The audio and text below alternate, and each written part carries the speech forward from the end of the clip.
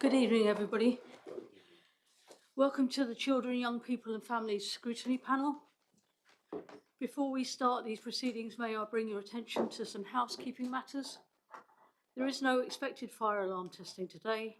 Therefore, if the fire alarm sounds, please follow the fire and emergency procedures that are applicable to the Council House. Please can I also ask that you use your microphone when addressing the meeting, and that it's switched off when you're not using it, and that your mobile devices are turned to silent. Thank you, Councillor Cresswell, for shutting us in. So we move to apologies. Moving to item 1. Jake, do we have any apologies for today? Thank you, Chair. Apologies received from Councillor Dan. Councillor Penrose is substituting. Also received apologies from Councillor Wood. Councillor Tofan is substituting today. Thank you very much. Moving to item 2, declarations of interest. Are there any councillors that have any declarations of interest in respect of the items on the agenda?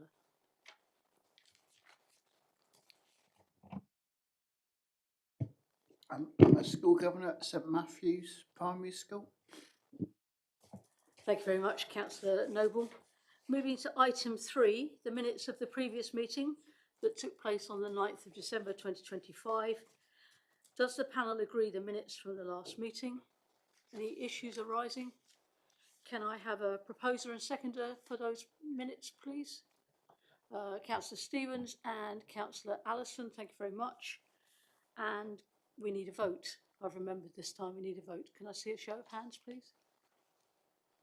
Excellent, thank you very much.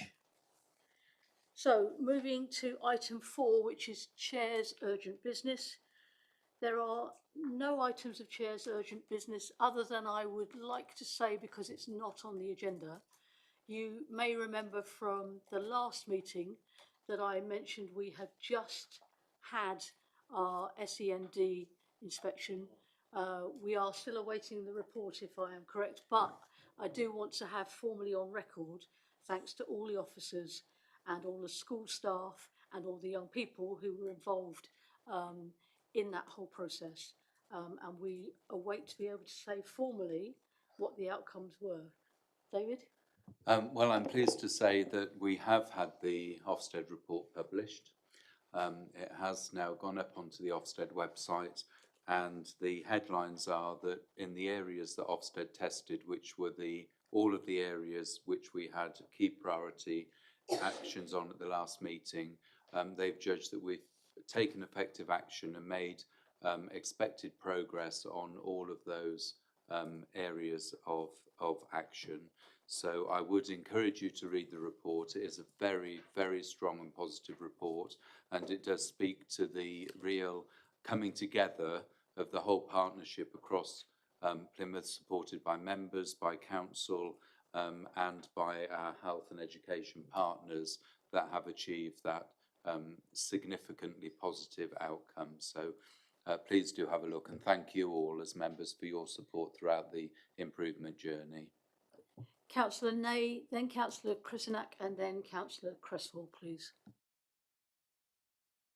It's working. Yeah, it's working now. Thank you.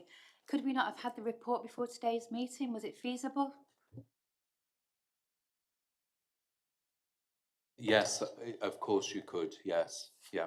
So I'm sorry if that was an error that you weren't on the circulation list. Lots of groups of circulation. The report was circulated to, including our council's cabinet, for example. But apologies if that didn't come to you as a bespoke group. So we can certainly get that circulated. The link, probably somebody more technical than me can circulate the link from the Ofsted website during the course of the meeting, as I look to Jake. Could we try and do that? If we can't achieve it during the meeting, we'll get it forwarded first thing in the morning. Thank you. Thank you. Councillor Krisinak? I would like just to add echo what David already said. Recently, my colleagues and I, we visited Cumdin School, and the head teacher praised the input and support that they received from the council and all the different partner organisations in delivery of the SEND provision for the children that attend their school. So just to be noted. Thank you. And Councillor Creswell.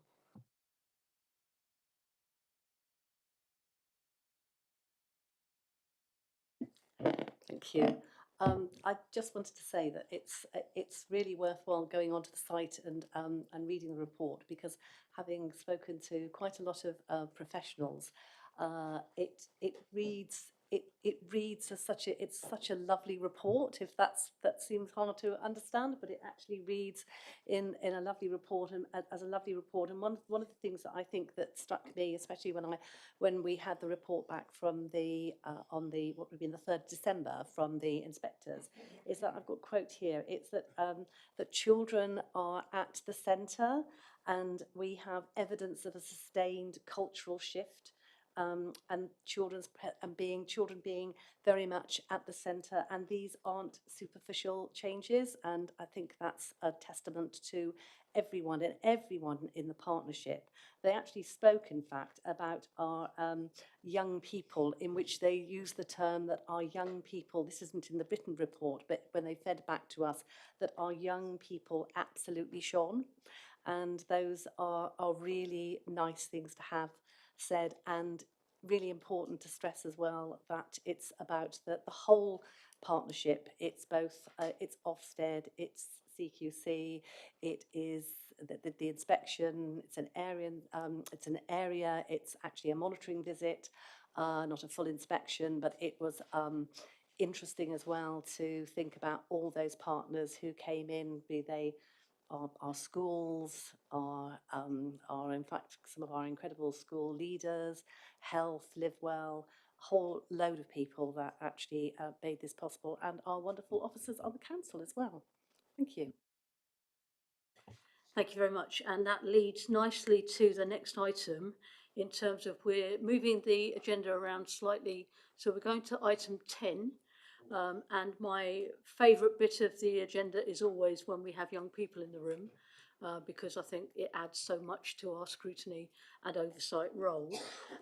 So I'm going to hand to Stuart to introduce Lily, who I have met before the meeting, and I'm delighted that she's with us. Thanks, Councillor Blight. Do we want to go straight into questions, or does someone do you want to present the report first? Shall I present the report? Yeah. So I'm really pleased to introduce this report on the use of artificial intelligence within children's services. As you'll see, the purpose of this work is to help us understand how emerging AI tools can responsibly, that's the very key word there, support our workforce, improve service efficiency, and ultimately create more time for our practitioners to work directly with children and families. The report sets out the opportunities, the safeguards and governance considerations that absolutely must guide any future deployment, ensuring that human oversight and statutory safeguarding responsibilities remain central. And I think that today's discussion is an important step in shaping how we harness this innovation to strengthen our services and continue delivering the best outcomes for Plymouth's children and young people. I think it's really, really exciting, but there are lots of questions about quality assurance and other aspects of deploying this kind of innovation. And that we need to get real reassurance on those. You as a scrutiny panel, me as the cabinet member, but I really hope we can find a way to use this so it really does free up more time for our social workers and other teams to do that really, really vital work with families. Thank you. Thank you. So now, Stuart. Thank you.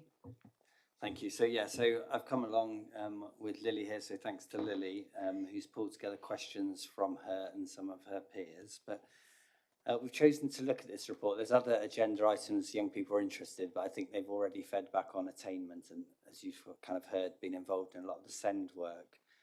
But certainly AI is an area of interest, and probably, certainly from my perspective, greater knowledge than myself. Some were sceptical about the use, some were ambivalent. No one appeared to be particularly anti the use of AI, but some were concerned around the environmental impact. Young people definitely saw benefits in relation to supporting systems to coordinate work such as schools transport, which is referred to in the report.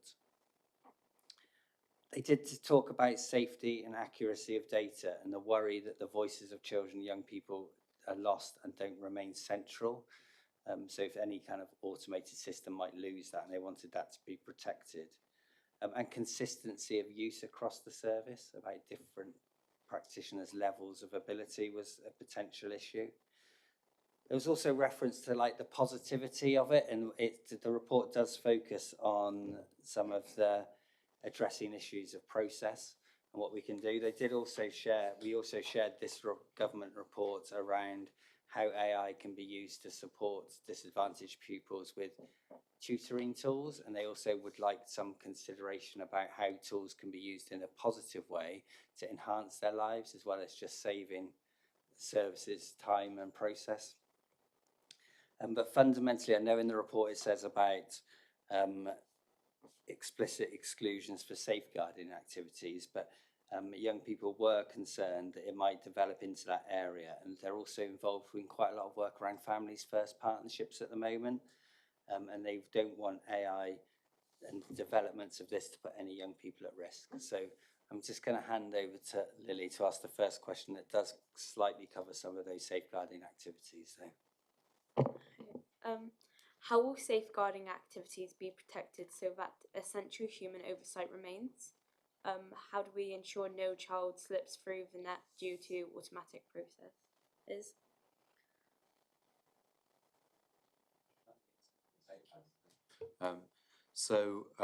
Thank you, Lily, for reading this and for your question. I think what you've already prompted for me, and I'm sure Sai, who will introduce himself in a moment, who leads this work across all of the council and is doing this focused work within children's services, is about how we maintain that continued consultation and discussion with you, both about how we use AI and how the application, and you've referenced there about using it for disadvantaged groups, using it for tutoring. There's a report there that I haven't seen, and I don't know whether Si has. I'm sure we'd be keen to get hold of the report and have a look at it. But certainly, I think one of the recommendations, Councillor Wright, from this meeting should be the continued consultation with our young people as we implement and develop AI, both in children's services and across the council, so that they can both input to how we do it and comment on what some of the outcomes and outputs of it are. So we have had within children's services, and Councillor Creswell at some point may want to comment on this, a trial, a pilot that we've had for the education, health and care plans. And within that, we've been very clear that every single piece of work that is produced has to have a quality assurance, both by the person that's producing it and working on it, but also by their manager.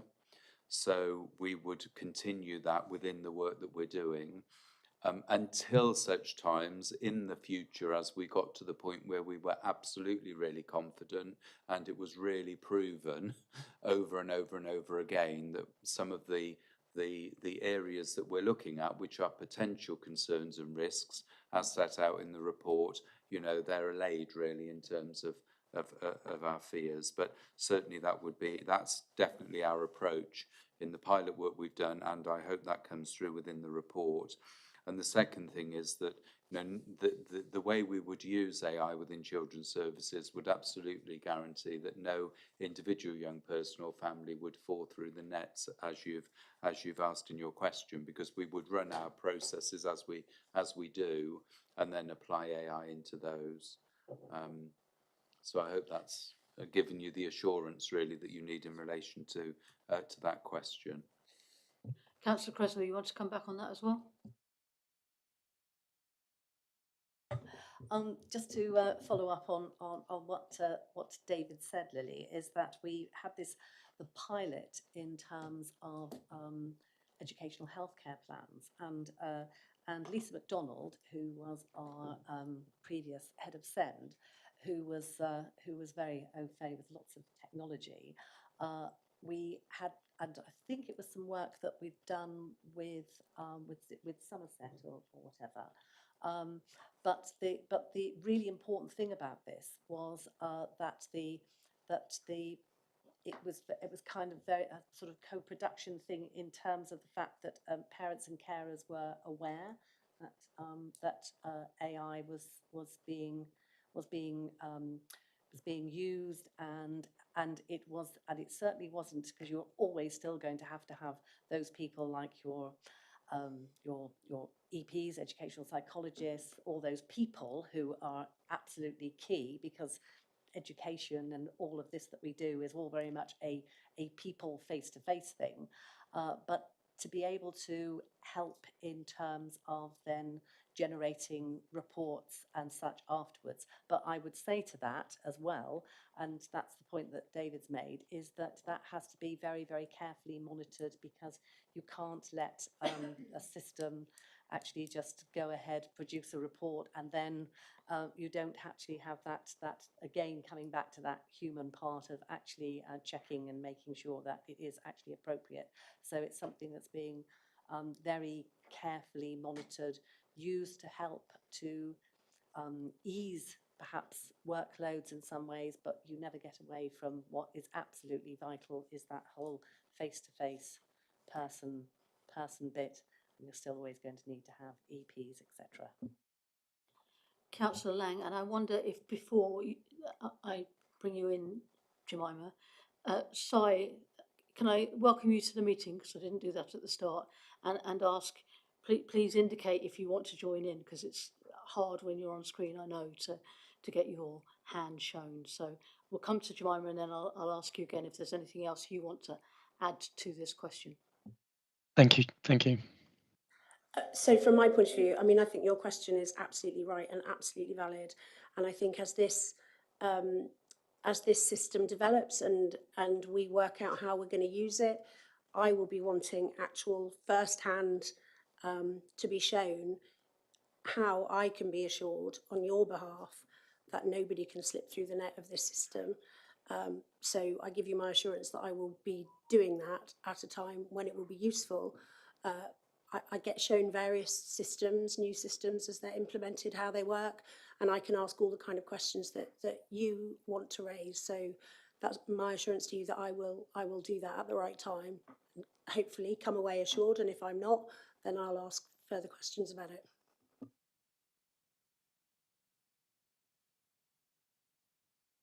Si, is there anything else you would like to add to that?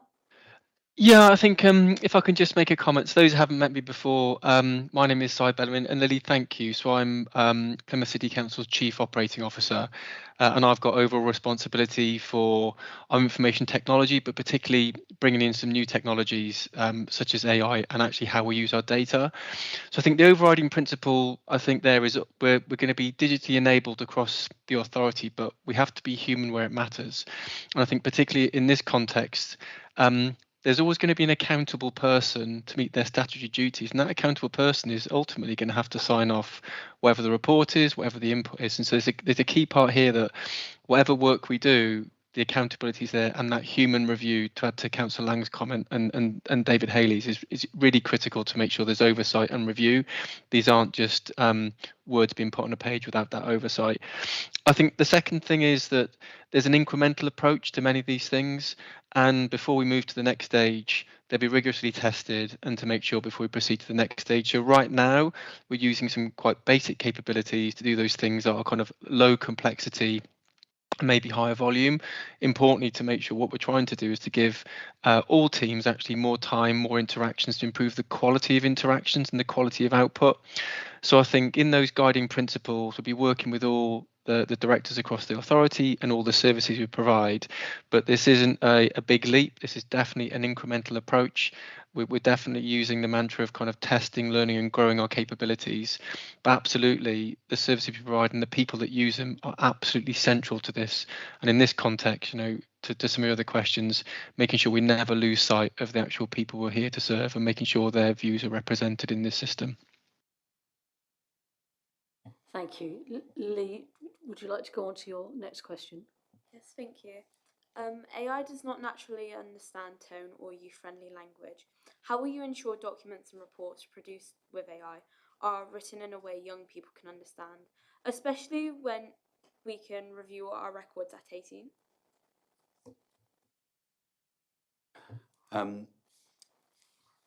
Firstly, one of the real strengths in the way that Plymouth records their work with children is that we write our records to the children, even to very young children, and it can be hard at times to write to a. I've just done an audit on an 18-month-old, and I'm writing to that child about what I found in her audit. And we absolutely won't lose that, because that's really real strength in relation to the quality of work. And we really do that for a range of reasons. One of them being that when young people that are 18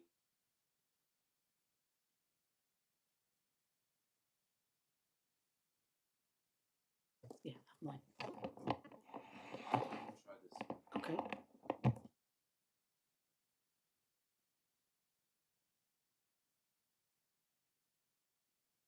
Oh, there we are. So when young people do come back at 18 to, as if you can't hear one, they will then be in a language that is more friendly and more accessible and more usable. So that is an absolute commitment.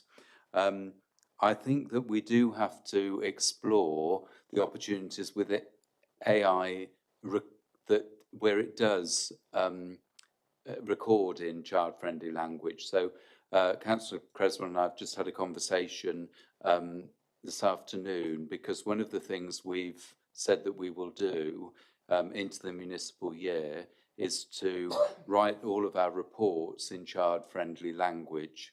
And we're going to have a go at running the reports through AI and ask it to apply child-friendly language or language appropriate to a 16-year-old or whatever. So we're going to have a go at that.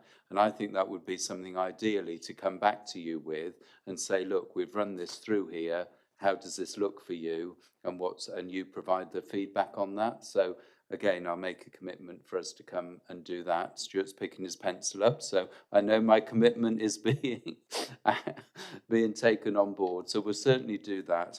And the third thing that I just wanted to say in here, whenever we get the views and the feelings of young people in the young person's words, we will absolutely ensure that those words are not altered. They will stay as the young person has said, and respect the way that they've been said and the way that they've been written down. Thank you. Councillor Lang, and then I think, Saya, you want to have something to say as well. Thank you. It's only a quick point. So I once a month I sit down with the QA team and go through an audit to understand just it's for my understanding of how the process works, and the way that reports are written at the moment to the child is very powerful. And I think one of the things that David didn't say actually is also Ofsted look for that. So if we had a system that wasn't, even if we weren't doing it because it's the right thing to do for the young person, our regulator would look at our reports and say, you're not writing those in the right way. And actually, I was going to say, raise the point that David did around young people's actual words, what they've actually said. Those can't go through AI. That is their voice, and we have to keep that intact, and that will have to be built into the process. And again, I'll be seeking assurance about that. Thank you. Sai? Yeah, just to make 2 points. So I think first of all, in terms of our principles and the policies that we'll follow, I think to David's point, when we're trying to make sure we're writing in the language appropriate to the child, we can actually, it's not just a generalized AI, we can actually tell AI and create prompts that suggest what type of report we want. So one of the things we're looking to explore, and we're really happy to bring this back, is the correct prompts for different types of reports. To mean we have consistency of how those reports come to make sure they are representative. The second thing then is we'll be able to use a potential for AI to use it for quality assurance to make sure that we'll be able to assess that consistency across all our reports to make sure that we have got audit trails and we can demonstrate with evidence about how all our reports are meeting the standards we expect, and it should pick up anomalies that potentially would take a human quite some time to address. That doesn't kind of remove the sense that a human's going to be doing the kind of active review, but it's just another layer to make sure nothing slips through. So just those 2 points if I could. Thank you. Lily, we'll come to you for the third question, please. The report says that AI will help children's services workforce spend more time with families. How realistic and guaranteed is this outcome?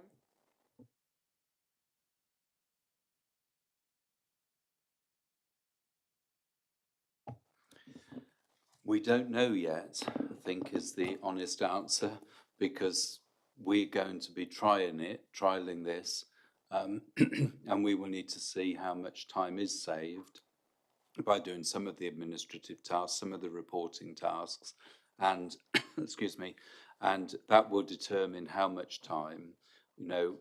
Intuitively, time will be saved, but we need to determine how much and then how we best use that time to dedicate and devote that more to children and families. And, our staff really want that, because the majority of our staff came into their work because they really want to work with people. They don't want to be writing reports, etc., and writing up minutes from meetings. And you'll see, one of the big things in the report is about minutes of meetings, and the more streamlined we can get of that, absolutely the better. So we'll come back to you and report, and it will, as Si said, evolve over time. With the EHP pilot, more and more time over time is being able to be removed into direct work. So we have a question from Councillor Steele and Councillor Macleay, and I know Councillor Cresswell, you want to come in at that point. Thank you. Councillor Steele? I suppose mine is less of a question and more of a comment, given my role as the AI champion for the council. So I just want to kind of say that's something, all the questions you've been asking are things I've been asking of the council officers as well. And I think that's something that we're doing, which I think is helpful, is having somebody like myself sort of sat outside of the direct kind of implementation of our AI adoption is an extra kind of layer of scrutiny. And this has actually been brought onto the agenda because I wanted to talk about it. And it's been really interesting for myself to see some of the work that Plymouth's doing in basing its kind of policy frameworks around best practice from things like the Turing Institute, and making sure that they're embedding things like human in the loop, which is what's being talked about, the idea of making sure that humans are still involved in the decision making and having ethical by design AI processes, and all these sorts of things I think are really valid and valuable questions to ask. And I just want to provide you that reassurance that as a kind of a councillor representing my kind of residents, I'm also kind of providing that additional scrutiny and support to the programme that the council's got on sort of its ethical adoption of AI. Councillor Macleay?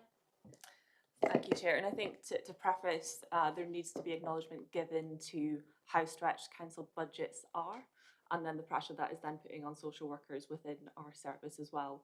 So looking at tools like this does feel like what is a natural step. However, I am a very hardened AI skeptic. I think particularly when you're looking at applications in local services with really sensitive data, I have other concerns on who owns that data that is being processed in meetings. Personally, I think what would help social workers spend more time with families is to hire more of them. And it's, again, budgetary pressure is tricky, but I think we're looking at tools that aren't actually putting humans first. My other concern is obviously around water usage, the environmental impacts of AI. The emissions from AI are comparable to countries like Denmark and the Netherlands at the moment, so it almost feels a little bit ironic looking at implementing it in something in children's services when you're effectively implementing a service that is going to cut our future lives short due to climate change. I'd love to hear a response on those points. Thank you, and I'm hoping that we will. Councillor Lang, did you want to come back on that point particularly? I wanted to come back on the recruitment of social workers, and I agree with you. And you know, it would be great to have more. But actually, there's also an argument around retention and actually making social workers' lives easier. As David said, I don't agree that it removes. I can't remember what the phrase was that you used. Social workers are still going to be doing their social work face to face. This is about the administrative element of their job. And as Si said, you know, we're going to start slow and with the less critical stuff. I mean, in terms of meetings and minuting them, I'm in lots of other meetings which are not being done by a human being anymore. We're a little bit behind the curve, in fact, in terms of using AI to minute meetings. Si might be better to address the environmental aspects, but certainly in terms of keeping the social workers we've got and being able to recruit, I think anything we can do that shows that actually we can give you more time to do the social work that you came into that profession to do will actually hopefully be a positive in that respect. Councillor Creswell, and then I'm coming to you, Councillor Krisnick. I think what's going to be quite crucial is actually we use this, and so how do we evaluate it? The so what? How are we going to actually evaluate? Because what we're really looking at is the impact that it will have, looking for a positive impact on children, young people, their families, and also as well the quantity as far as staff are concerned. And I think it's going to be really interesting to see how we have that modelling of how we do an effective evaluation of the impact that it actually has. It could be that I think young people are going to be really quite key in actually inputting into that, so we can then decide what where we go next, really. I'm conscious, Councillor McLeod, I didn't give you a chance to come back. You asked a question I don't think was necessarily addressed.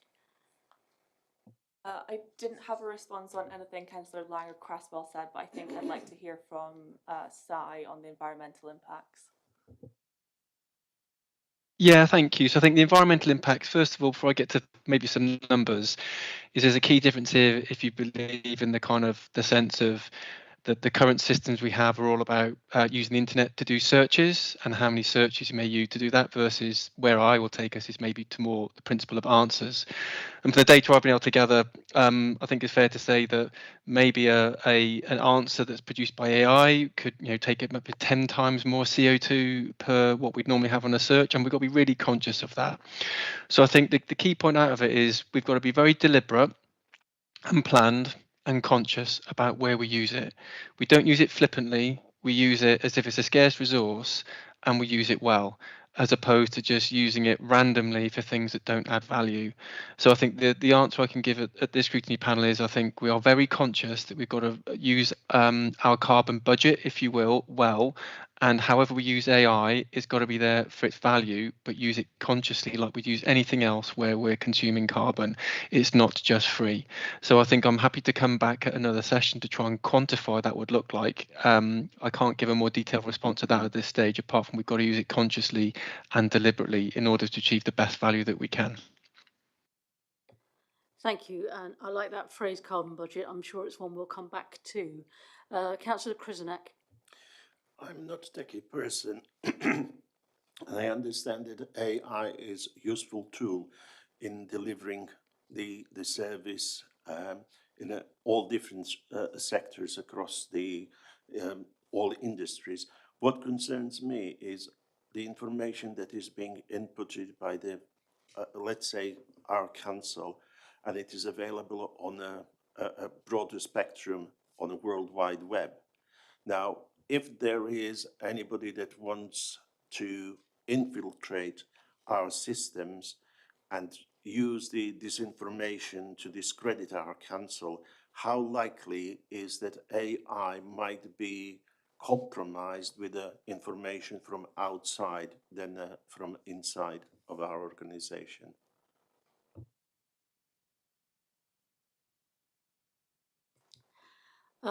Thank you. I'm conscious that these scrutiny tonight is children's focused rather than general AI questions. And we heard in the last response, so I offered to come back, whether that's to us or to scrutiny management, because this is a live topic.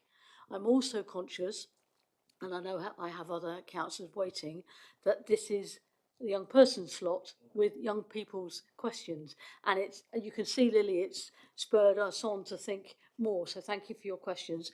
I am conscious that we have 10 minutes left to allocate to the questions that you have brought to us. So I am going to hold back the councillors and ask to come back to you, if I may. What safety measurements would be put in place to ensure young people and families' personal data is protected in the event of a cyber attack or other events?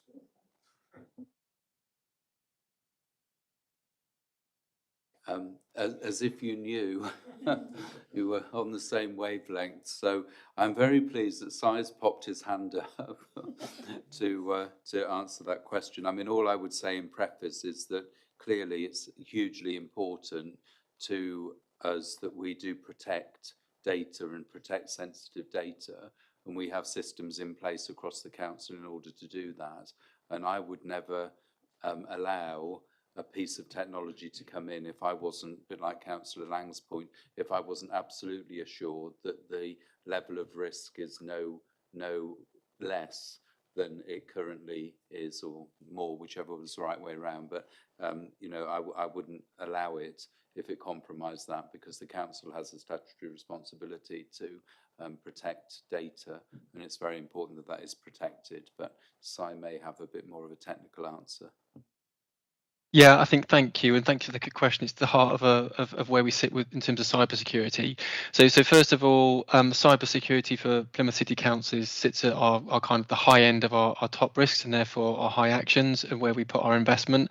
So a huge amount of our work at the moment is making sure we've got the whole of Plymouth City Council is secure and has good resilience against cyber attacks. But there's no complacency, and you only have to look outside to see that even the biggest organisations with the biggest budgets can be susceptible to a cyber attack.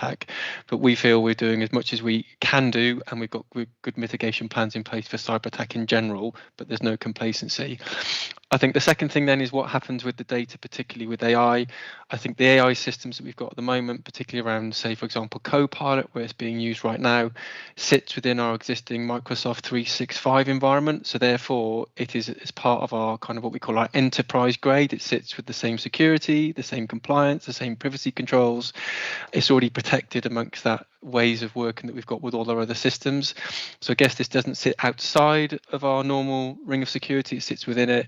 And I think outside of that, then we have our existing cyber controls that remain effective, but there's no complacency. And I think they continue to be challenged on a kind of daily and weekly basis.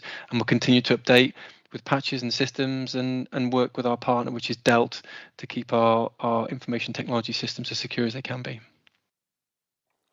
Thank you. Councillor Lang, you did indicate.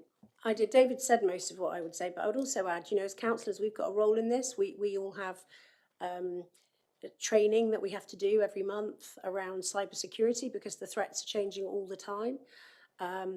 And so we do that, and that gives us an understanding of what threats there might be. It's everybody in this council's responsibility to be really aware, because as Si said, it's one of the highest risks to this organisation. And so there are those measures in place already around the data that we have about young people and families in the system already. And as David said, you know, we wouldn't accept a system that created an even higher risk around that. So that definitely has to be a consideration about how we deploy AI in children's services. Thank you. Lily, we'll come back to you. How will consent from children and families be handled? What if they're not okay with the information being put through the AI? I don't know the answer to that question. That's two questions you've prompted that I don't know the answer to. What again it does is put that into the into our work in relation to consent and in relation to overall consent, but also your point about information through AI. So we'll work that through in the way that we work it through through the modelling and the proposals that we're doing, and we'll come back to you to tell you the answer if that's okay. Si, did you have something to add? Yeah, I did. The thing I'd add there that Lily said, thank you. I think information's the key, and I think we've got the existing principles of GDPR protecting the individual's information. So to just add further to David, I think understanding what the information is, what its relevance is, and putting the the consent at the heart of that amongst our existing processes. And I think we'll have to go through a review to say how does this change what we do already, which is the key principles of assuring kind of data security and GDPR, and what else do we need to add to this to give the assurances that data remains protected and also with consent as well. So thank you for that question. Thank you. I'm conscious that officially we have about 5 minutes left. Councillor Noble, you indicated you're okay. Are there any other questions following on from the excellent questions from the young people? It leaves me to say thank you very much, Lily, for your contribution and the thoughts that you've inspired in us. And obviously we've had a commitment from officers that they will take this further in their conversations with staff. Thank you. Thank you, Stuart.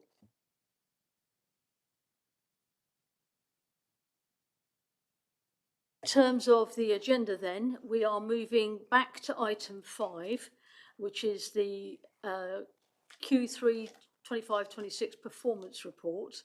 Yeah. Are we not being asked to make any notes on the previous?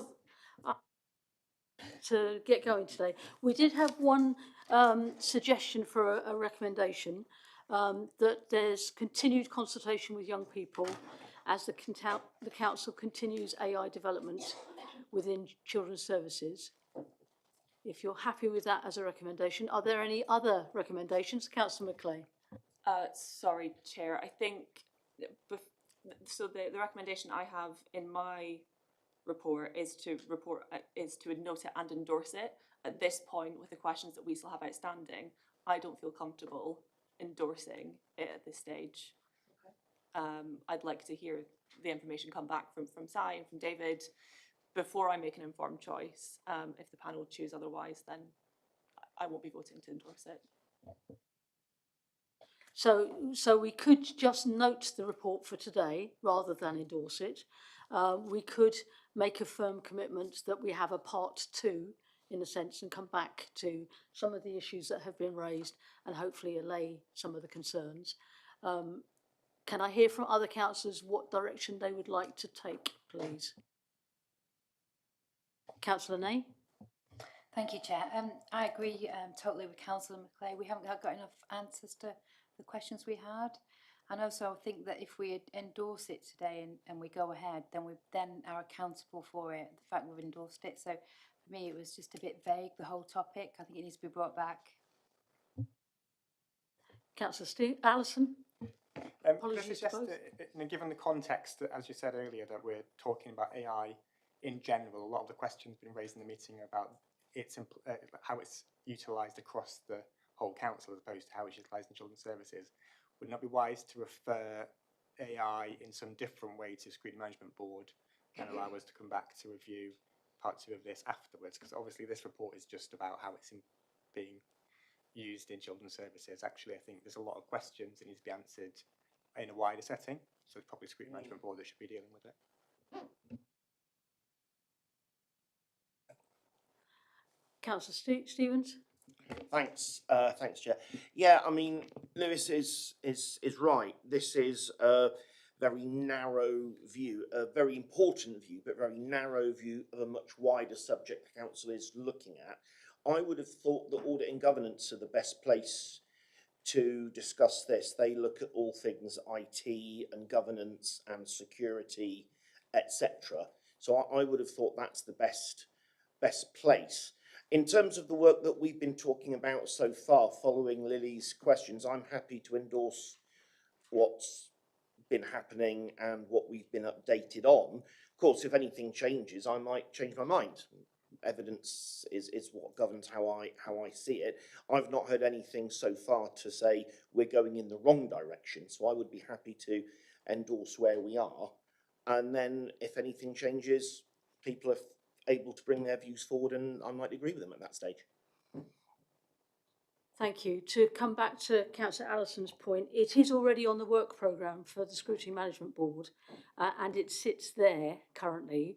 Whether the Scrutiny Management Board would then say there's another scrutiny and overview panel that might pick it up, i.e. the audit and governance, as you suggest, Councillor Stevens, but it is already, as a wider council thing, being addressed. Councillor Lang, I know you indicated that you wanted to speak. Only to say that the recommendation says to explore the use of AI. It doesn't say commit to it or, you know, be handcuffed to doing this forever. And I wonder if the word explore covers some of the concerns and queries around it, because exploring it is part of, you know, the good and the bad, or the good, the negative and the positive. So I think the recommendation doesn't hamstring anybody to be stuck to an approach. It's to explore further how this would work within children's services.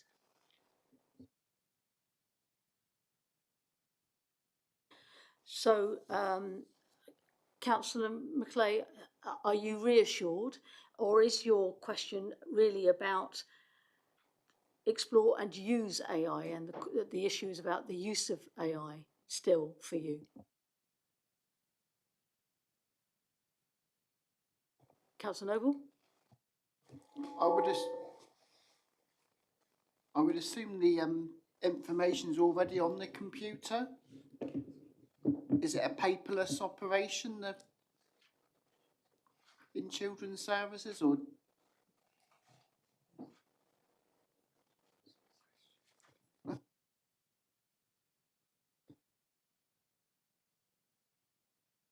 Any other issues raised? Councillor Allison. Just to add that, you know, the report actually says that the plan is to explore how to use AI better. It doesn't say this is how we're going to use AI in children's services. The report says we're already using AI in children's services. Everybody's laptop's already got Copilot on it. Everybody's already using AI across the whole council, as far as I'm aware.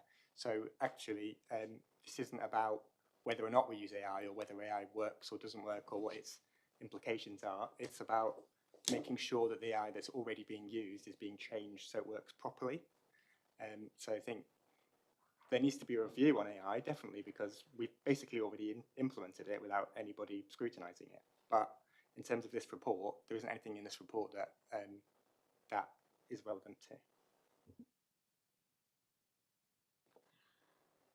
So we could change the recommendation, the wording to be for the Children, Young People and Families Scrutiny Panel to note this report and endorse an approach to explore the use of AI to aid the service in delivering good quality interventions for families in Plymouth, which is a bit more neutral.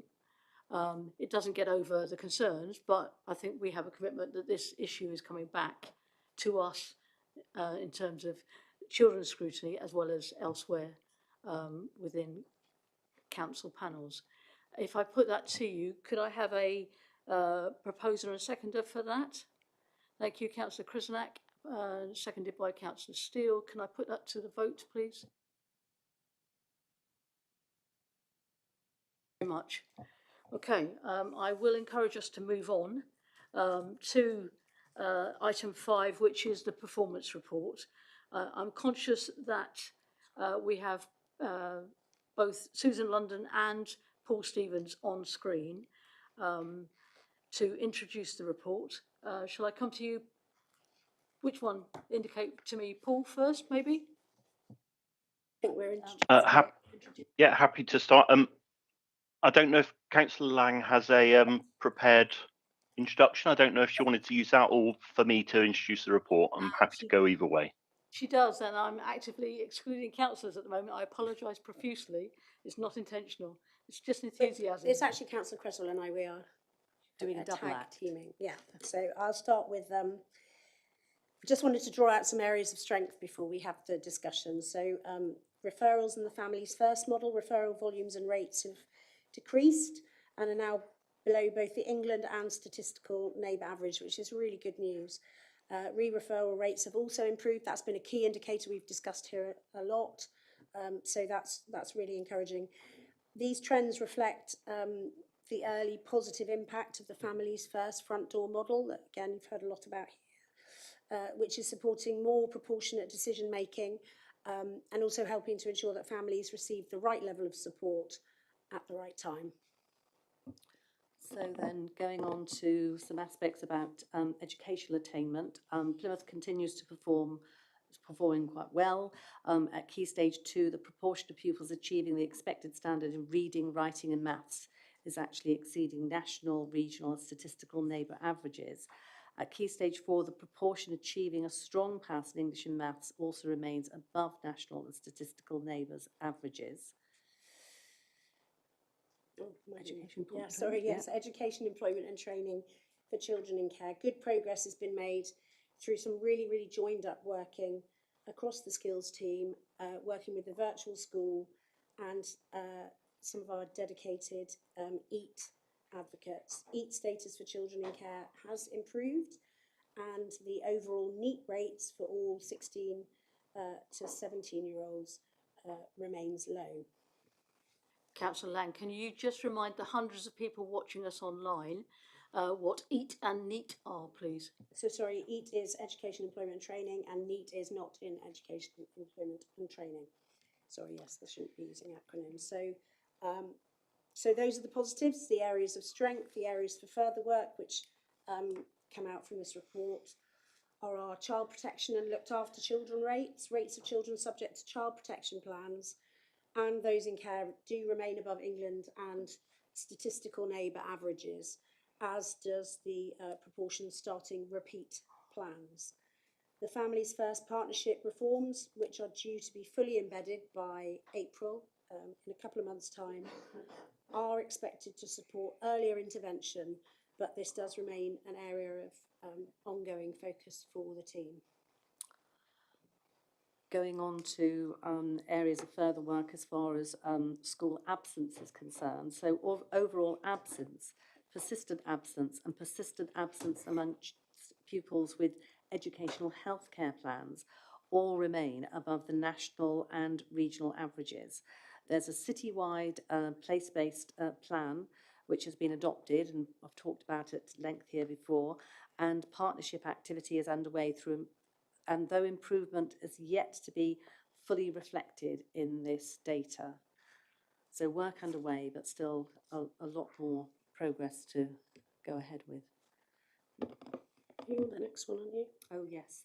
So going back to educational healthcare plans, so the 20-week plan timeliness.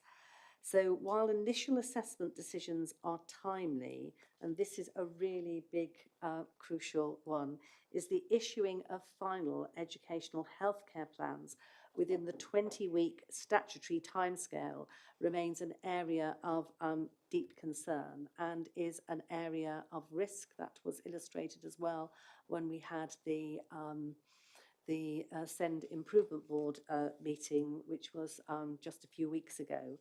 This is driven largely by the capacity within the educational psychology service. You've already had discussions we had before in that the lack of EPs isn't just an issue in terms of Plymouth, but is a national issue. Work is underway to explore options to address this, but this is an area of really great concern and is a considerable risk. And the final point I draw your attention to is care leaver outcomes. So the proportion of care leavers in education, employment or training does remain below comparator averages, and we also have challenges still around suitable accommodation, although there is some movement on that, which hopefully we'll be able to talk to you about in future meetings. Positive steps are really being taken, including the opening of our Care Leavers Hub, brand new, bespoke, wonderful building, and also the Connect to Work programme. And I've got really high hopes for how that's going to really support some of our young people into education, into employment, into training, and give them the support, the real intense support that some of them will need to make sure that they succeed. We know we can do it, And I'm really hopeful that the Connect to Work programme is going to really underpin a real positive change in these statistics. Thank you. Paul, is there anything you would like to add at this point? No, thank you. The councillors have covered that very well. Thank you very much. It is good to see some of the downward trends, particularly in the issue of referrals and re-referrals. That was a positive way to start looking at the report. Councillor Steele, I know you wish to raise a question. And it is a question this time rather than a comment. So my question is, what's your thoughts on the government's pledge to create 10,000 additional foster care placements in England by 2029, and what potential positive impact that should have on our performance in terms of, you know, when we've got children in placements in Plymouth versus having to be outside of the city, and potentially also inexpensive residential care? I think it's very ambitious, but I do welcome it, because having a national focus on fostering is something we've been waiting for a very long time. So we're still to really understand what that project is going to look like for us as individual authorities. As I say, I think it's ambitious. I think we are doing everything we can to attract foster carers to become local authority foster carers, and we are having, you know, real success in that.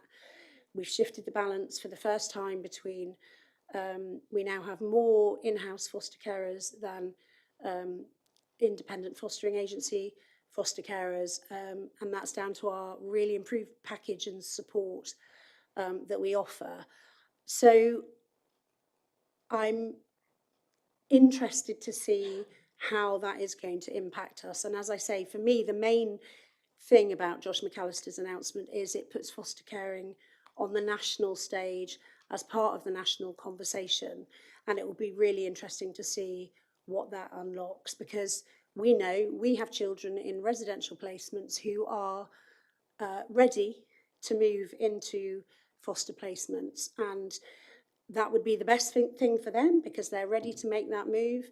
And it would also, you know, again, as has been rehearsed here many times, would have a significant impact on our budget. So I think we're just waiting to see what the detail is of that announcement. But talking about fostering on a national scale is not something we've done, certainly not since I've been the cabinet member. So I really do welcome it. Councillor McNamara. Thank you, Chair. The EHCP 20-week target, which we're not always hitting, are we just missing it, or are we miles away? Do they come out in 21 weeks, or? I suspect you have a bit more on that data, but I think the last figure that I saw in terms of how many we were actually processing within the 20 weeks was only our best figure. I think it had only been about 17 or 18%. I think that's probably right. So this is an area of real concern. And I'll ask Claire if she will fill you in on a bit more details of the statistic. Thank you. You're absolutely right. So around 17%. So we are working, when we're looking to allocate, that what we're trying to do at the moment. So I've had a full review of how we allocate, and what we're trying to do is look at some of those that are coming in and allocate them straight away, and then some of those that have priority, so that we can start to tip the timeliness. That's really important of how we try and do that. Prioritising those children that we're most concerned about, children that are open on child in need, child protection, and then listening to the schools and seeing what the impact of individual children is whilst they're waiting for their assessment is really important as well. So we are trying to have an overview. What we will be doing is we are going to be writing out to all parents. I've already just had a look at a draft letter this week, so anybody that we're not hitting that timeliness for, we will be writing out to them. I've already spoke to the Parent Carer Forum and having a look at how we're going to look at an overview of the EP service. So we've got some strategies. I've already given an initial report to David, and we are looking at some strategies of how we're going to work differently. But also against that national shortage, it's huge, obviously, of how we do need statutory to complete a assessment that needs to be completed by a qualified education psychologist. So that is part of the stumbling blocks that we're struggling with at the moment. Thank you, Claire, that's really helpful. And given the increased level of confidence that parents have shown in the council, it's obviously important that we maintain those deadlines as best we can. Any other comments, questions? Councillor Macleay. Thank you, Chair. It's actually following up on Councillor McNamara's point about the timeliness of ECHP assessments. I just note on page 30 that there's a business case submitted to seek agency EPs, which was declined. And I'm wondering if you can share why that business case was declined and if you're planning on taking it back and reviewing it to make it stronger. So I think we can move on from there because we have identified the resource in order to provide the educational psychologists that we requested within that business case. So we weren't able to find the resource. We have looked at our budgets, etc., and I've prioritised it in relation to being able to find that resource. The challenge for us is, even though we have the financial resource, it's still a real challenge to find an educational psychologist to do the work, and we do have to rely quite heavily at the moment on agency educational psychologists and these small teams that have configured themselves to take educational psychology EHCP advice. So whilst the resource is secure, the challenge remains in identifying the qualified EPs to undertake that work. I think what's also really important as well, because this is a real challenge of educational psychologists up and down the country, which I've already just said, is about creative ways of being able to actually grow our own as well and bring those people on and actually have those people working within our authority who might come on initially. That's a really important thing that I think we've been looking at, and that's been part of our intention of being able to effectively grow our own EPs. Thank you. Councillor Penrose, followed by Councillor Noble. Thank you. Just a quick question I hope might fit in here. Given that we've taken on the policy of, where possible, building our own children's homes, and hope we can do more of that, I noted somewhere that it was said that the registration process took so long was one of the main obstacles. And we had written to Ofsted to find out how that could be improved. Just wondered if you'd had any response so that we could do it more successfully this time. Okay, so every year each local authority has an annual conversation. It's called With Ofsted, and we had ours on Friday. And because of the priority around us establishing and registering our children's homes, Ofsted invited the senior HMI who's responsible for the accreditation and registration of children's homes in our region and one of our local inspectors. So we had a discussion, and Ofsted have committed to, wherever possible, prioritise local authorities per se and Plymouth, because they can see what we're trying to achieve here and they do really want to be helpful to us. So we've continued those conversations this week, and we are going to submit our request for registration very shortly, and they will review it and they will prioritise it as far as possible. That said, there does remain a long waiting list. So it is between 9 and 18 months, so I'm hearing, in order to get a children's home registered. So, but I can assure you that we have done everything we can in having the right people in the room on Friday to challenge about that timeliness for us here. We will find every opportunity to use our homes once they're ready to be used by children and families. Councillor Lang, I know you wanted to come in on this. Yeah, I'm encouraged by Ofsted saying that they'll prioritise local authority homes over private providers. I chair a South West Lead members group, South West Council Children's Lead members group, and it comes up regularly at our meetings that registration is such a barrier to doing this. And again, you know, far be it from me to offer you recommendations, but again, there might be some value in requesting me to write to Bridget Phillipson and Josh McAllister, or you as a committee doing that, to keep raising the impact it has.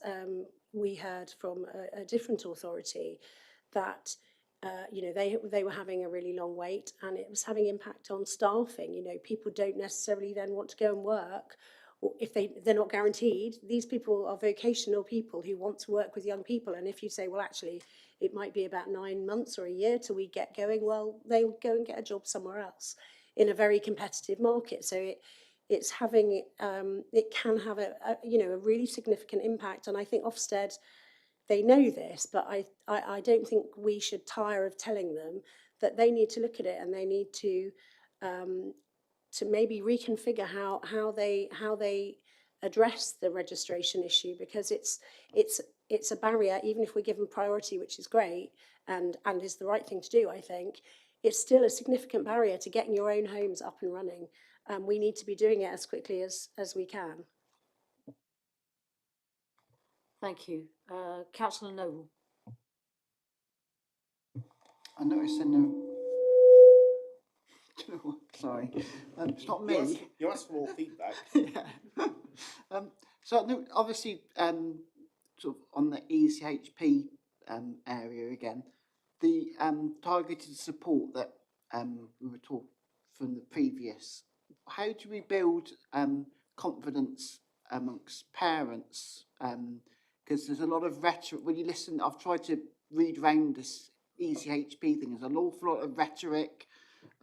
People must have this legal document and things. And how can we build, like, assure people that targeted support, you know, actually help their child succeed within the schools, rather than on the long, quite lengthy journey to get this, you know, legal document, if you like. So at the same time as trying to address, because we had a huge backlog of educational healthcare plans, and also making sure that we are doing our best to actually make sure that as many as possible are being done within the time frame.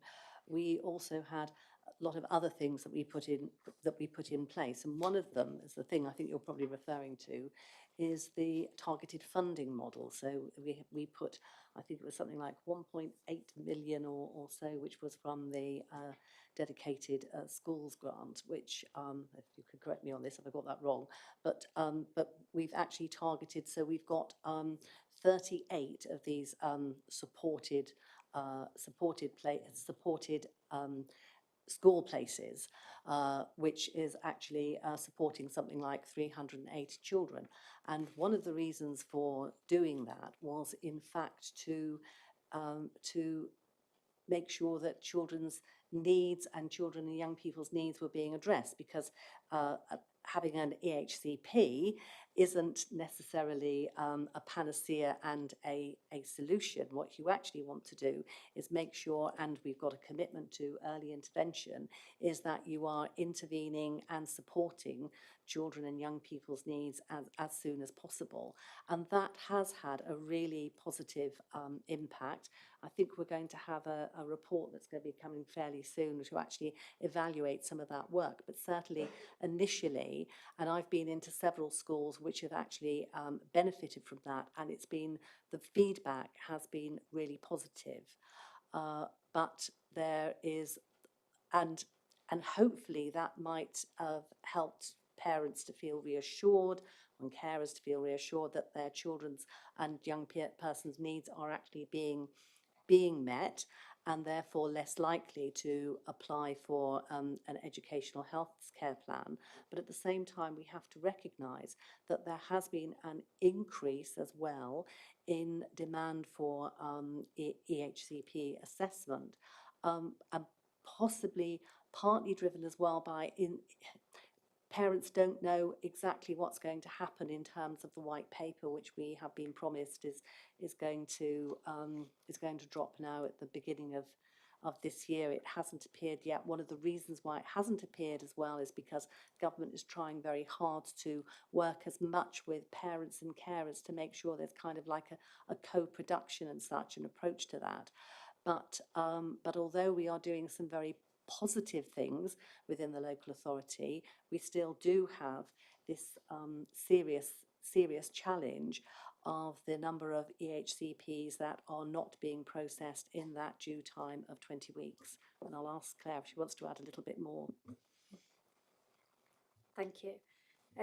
Just to add on to that then, it is really about communication, and it's about us making sure that we're being really clear what the targeted support model is actually aiming for. And we really are going to be trying to support children much earlier in the process.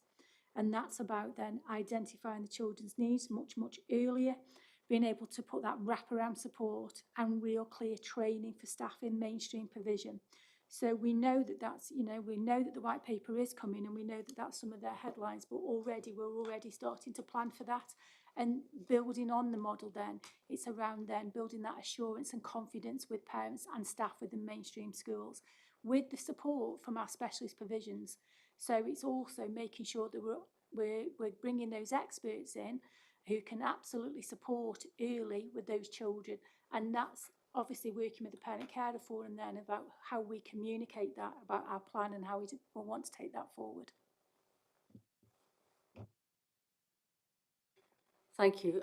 I have a question, Councillor Creswell. You came at the beginning when you gave the presentation, you talked about persistent absence and absence rates, particularly for those with the HCPs.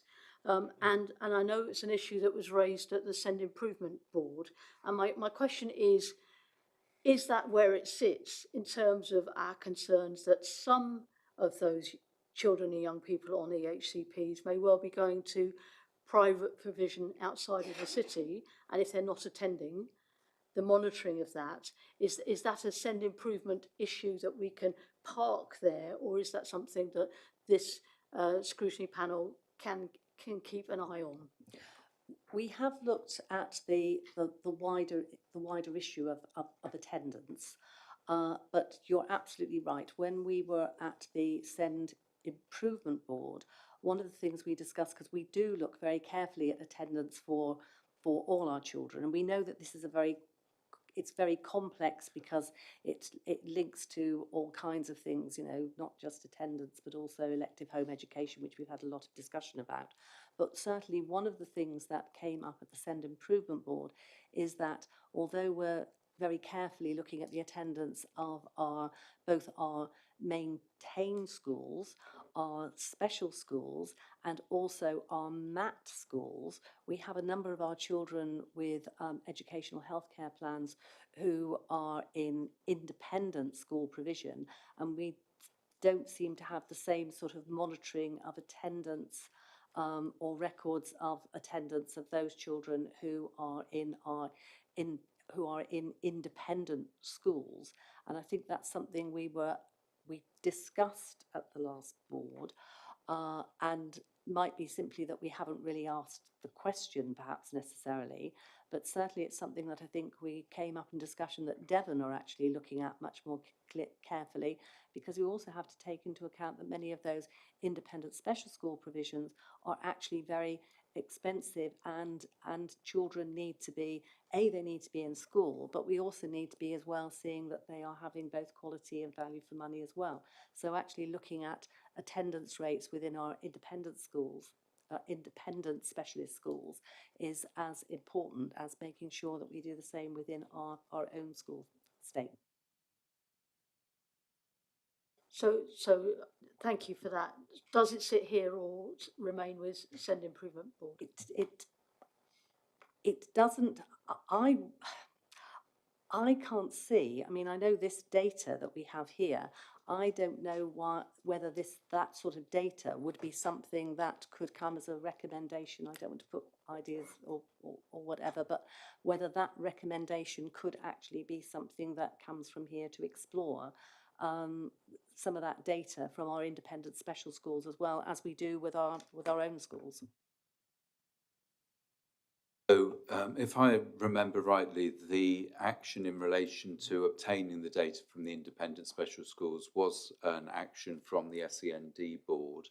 And I think you're right, Councillor Bright, in terms of this, the interrogation of that information that should come through the SEND board and be within that performance data set.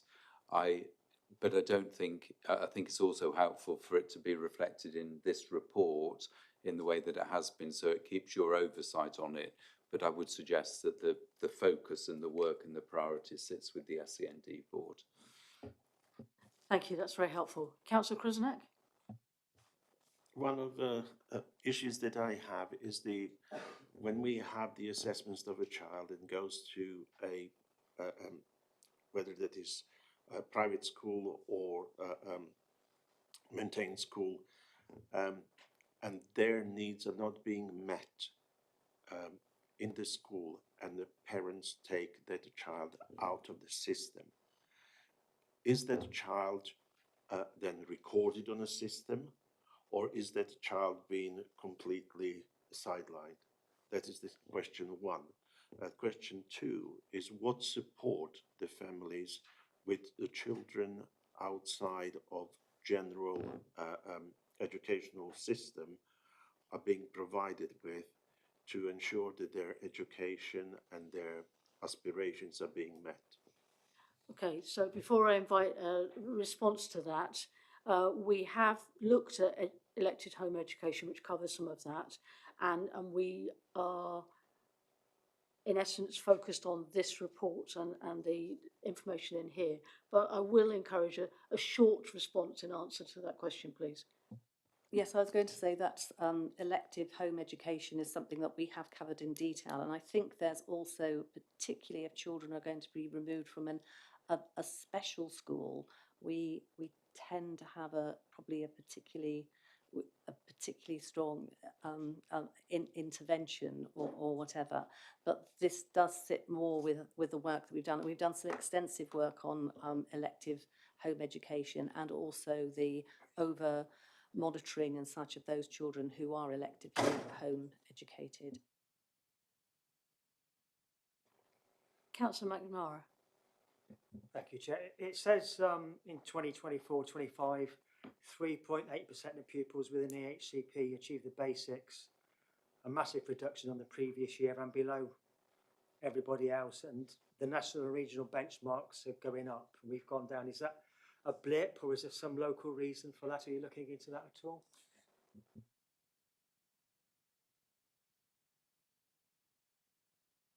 Have you got a page for that? 17.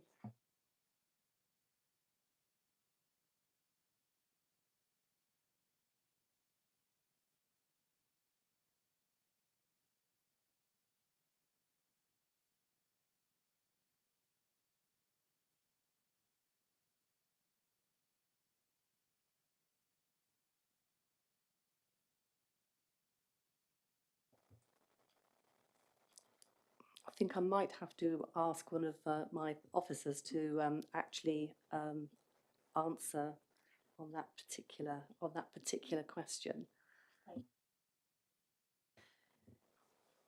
Yes, you will see in the paper later this evening that we are having a reduction for those children. So a real focus on children with EHCPs, not only from an attendance point of view, from an outcomes point of view, that we know that we need to ensure that we're having, we're aspirational for our children, young people with those plans. And so we're doing a piece of work at this moment in time to really understand the children in those provisions, what does the quality of that education look like, and then how we can put better support, supporting one another, looking at best practice, again from our existing provisions so that we can share that data. But it is absolutely something that we're focusing on so that we can raise those attainments of those children. If I could add one other thing to that, one of the other things, if you look at the other paper and the and looking at the outcomes for children, there's obviously always quite a strong correlation according to children's social background and such might well impact quite strongly. But one of the things that is noticeable when you dig down into the data is that some schools are particularly strong, do particularly well, even though they might be in areas of really high levels of deprivation. And what is really useful is to be able to use what is obviously good practice in some of those schools in order to help to support other schools. I think Bridget Phillipson has actually sent out some letters to a variety, including some of our schools, in which they've had particularly good performance, and that's very much been praised. And and in several cases, they have been schools within our city who actually have high levels of deprivation, lots of children who have special needs, but their children are doing particularly well. And many of those staff are very keen to help and support, because we've got some good relationships going on to help to actually support across into other schools as well. Thank you. I'm going to draw this item to a close, other than to seek some recommendations. It's been a very wide-ranging debate. Councillor Name? Thank you, Chair. It would be useful if the report had a date on it when it was compiled. That would be really useful. And that is because of the omission about the business case, which is different today, what we're being told, about the use of agency practitioners. It'd be nice if we had a date on the report so we could say, was there anything changed since that date? And also we should note that there's an anomaly with the business case. The report isn't factual anymore. That's what I would recommend. I'm guessing we're living in a fast-moving world, and things will always be brought to the meeting. I understand the point you're making, but we do need to give officers some flexibility in terms of having to write their reports to a deadline that then gets published within a process. I don't know if there's anything anybody wants to add to that. I thought the report date is on in terms of the date of the meeting. I don't know whether that suffices or not.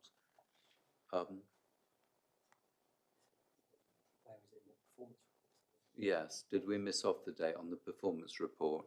I've just looked through all of the reports, and it does say the date of the meeting, but we can certainly, if it helps, just date stamp when the report was finalised. Thank you. Any other recommendations or thoughts before we move on? Clearly, we need to note the briefing paper, and we've had a very wide-ranging discussion from it. Are there any key points people wish to raise that we need to consider again?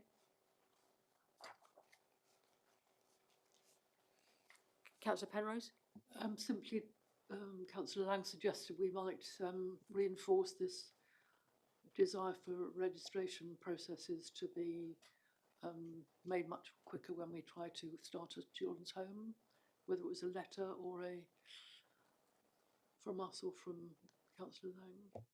You're right, there was. So Councillor Lang said, write to Josh McAllister and or Bridget Phillipson about the impact that slow progress makes in terms of registering children's homes.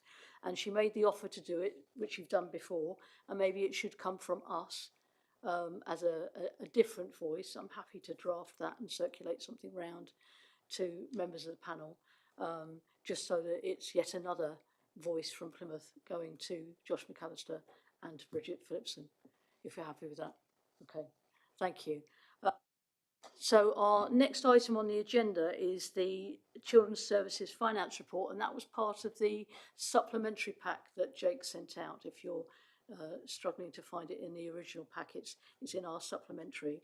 And I'm going to get it right this time and hand over to Councillor Lang to introduce the report.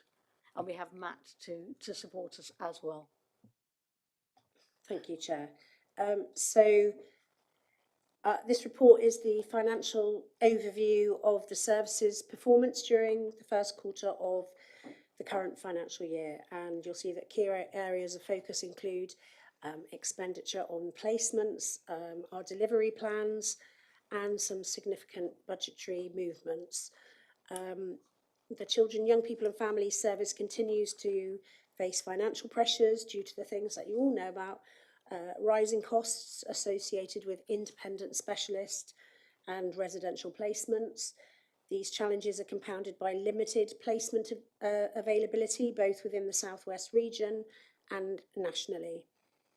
Consequently, the authority is managing not only an increased demand for services within our city, but also higher costs per individual care package.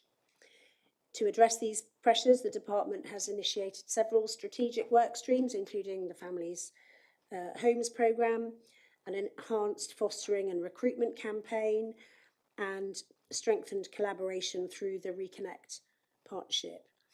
And additionally, the department has experienced staffing challenges, particularly in securing permanent appointments, and that's resulted in agency and interim staff being deployed to maintain service continuity in critical roles.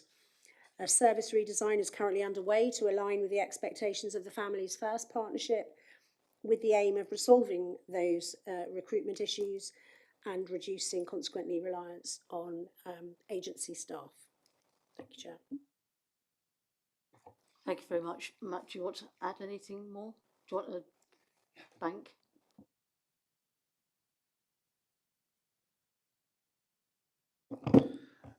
Good evening, everyone.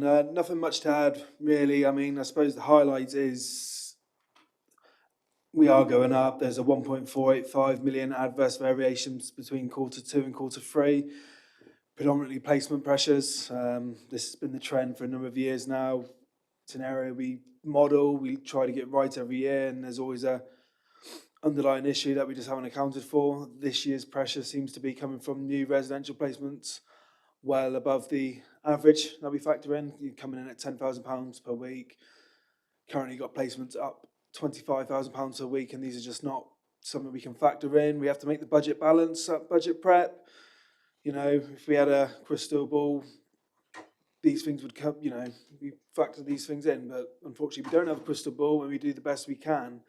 So yeah, we are currently at a 5.216 million adverse variation to budget in children, young people and families.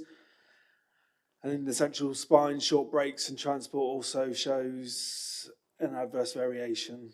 EPNS is holding its own currently. Thank you very much. Can I ask a question regarding the announcement from government connected to designated school grant and the high needs in particular? When will we see the impact of that? Is that immediate, or do we have to wait a little while for that to come through? Well, it's 90%. It is incredibly good news. It's not automatic. It is that we will be very much working with government as well in terms of our area send plans and such, which will be hopefully we will work very much with the government and the white paper. And certainly some of the things that we are doing already, we've anticipated, and we've also had visits from senior members of the DFE who have been very impressed with some of the work that we have actually been doing, particularly in targeted funding and such, and that early intervention. So I would anticipate that we will be quite well placed with that. The timing of actually receiving this finance is likely to be in the autumn term. Now we've had a discussion within the budget, which at the moment we've for the overspend of the dedicated schools grant, which I think is somewhere in the region of about sort of 50 million, just over. I think we won't be paying out as much interest, 1.6 million interest. It will be more in the region of about half of that, because we will have, but obviously we will have that overspend, which will be up until the autumn term. But it is going to be likely to be sorted within the financial year. But that also has positive impact as we go through the subsequent years, because the intention is that it'll be 90% wiped off each year. David?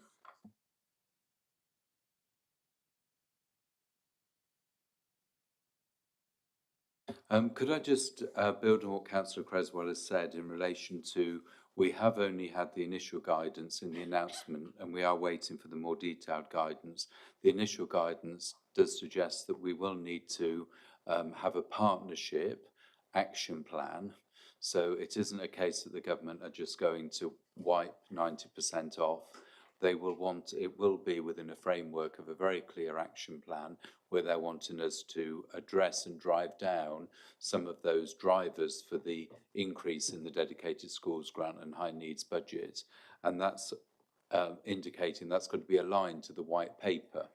So the timing of all of this is as soon as we'll need to get the final detailed guidance from the government. We'll need to have the white paper, and then we'll be able to do what we need to do in relation to constructing that action plan.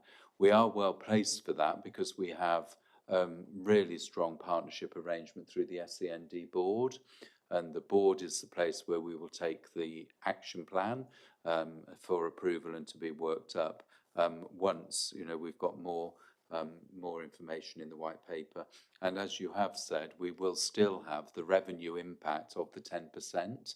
So if they agree our local response, and we have the plan in place and they agree to provide us with the 90%, we still have that 10% for the next 3 years or so that we have to have the revenue. So there was an initial, well, this is, of course, it's very helpful for local authorities, but we're just at the start of really understanding what it is and what impact it will have for us. Thank you. Councillor Krzynek and then Councillor Macleay. In delivery of the service to our residents, one of the questions that I have, obviously Plymouth is becoming a mecca for the people coming in to the city for the work, to live, for entertainment, education. And these are some of the factors that I haven't heard in any of our discussions. How much this influx of other people from rest of the UK has on our planning and the budgetary pressures with the provision of statutory requirements to deliver as a council. Councillor Lang.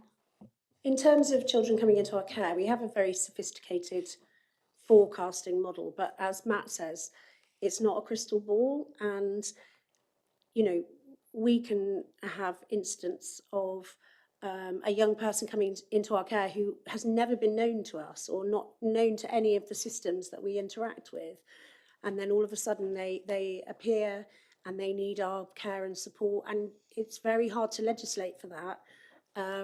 So that's why there is always, it's a demand-led service and there is uncertainty around it. And I mean, Matt could probably talk to you more about how the forecasting works, but it is a very sophisticated tool, but human beings are human beings. And so I would say in terms of planning, that's what we do. We try to forecast, given our population, looking at our statistical neighbours and whatever wizardry that the forecasting system does, try to forecast as accurately as possible. But that doesn't allow for, young people who appear out of nowhere who need our care and support that we can't have factored into our forecasting because we didn't know about them.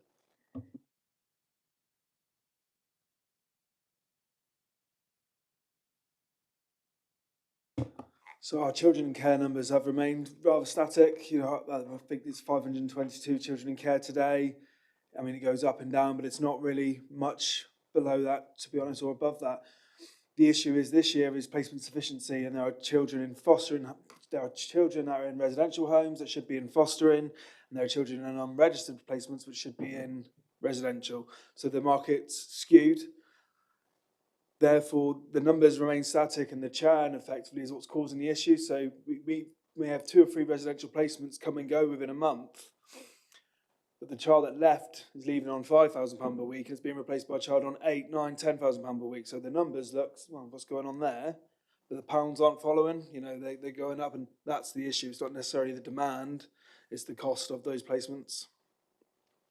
and every child is different and has different needs. Councillor Lang, you wanted to come in on that as well.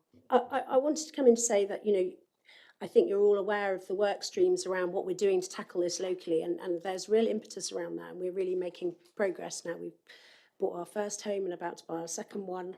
But also, I'm trying very hard to have discussions at national level around, particularly around placement costs. We had a very useful meeting. I noted that the Children's Commissioner has turned her attention now to high placement costs. So we had a very useful meeting with the Children's Commissioner's office last week to talk to them about our challenges. I mean, I don't think we told them anything they haven't heard before, but we talked particularly about cost shunting with the ICB and the work that we're trying to do there and what we think needs to happen nationally to support that. But that was a very useful conversation. I invited Josh McAllister to the meeting that I referred to before, our South West League members meeting. He couldn't come, but he sent somebody from his team. And again, he heard about residential placements all over the Southwest. And, we all are facing the same challenges and we are all doing what we can do locally. But again, we have to keep elevating the conversation to the national level to get them to really understand the issue. And like Matt says, you can have a placement one week which costs you X amount, and then a different child goes in and that private provider ups the cost. And it's not that everybody sits on their hands and goes, okay. There is tremendous pushback on what private providers say they're going to charge us. But at the end of the day, as I've said many times before, if you have a young person who needs to go into a residential placement, you are a bit limited in your negotiating capability. So that's why we've got to keep attacking it on all different fronts. And I think anything that we can do collectively as a committee to keep raising the profile of this issue, because if we could solve it, think about the money it would free up for the rest of the council, and we wouldn't have to keep talking about the same things every meeting. As Matt says, the market is skewed. We need to fix the market. It's a terrible way to talk about it, but that's what it is. And we need to fix it, and will take us locally, decisions nationally, all of us working together to fix it, because we can't carry on like we are. And I don't just mean Plymouth, I mean local authorities everywhere. Councillor McClay. Thank you, Chair. That was a really perfect point, Councillor Lang. I wanted to bring us back a little bit to the send debt news. That must have been a big sigh of relief and excitement when that news came in. Obviously, that is subject to a local send reform plan, which will be outlined in the schools white paper. I'm wondering, based on conversations that you're having nationally, what have you advocated for to be in that bill? And potentially as a future work plan for this scrutiny, can we see that plan when it's put together so we can help look over it?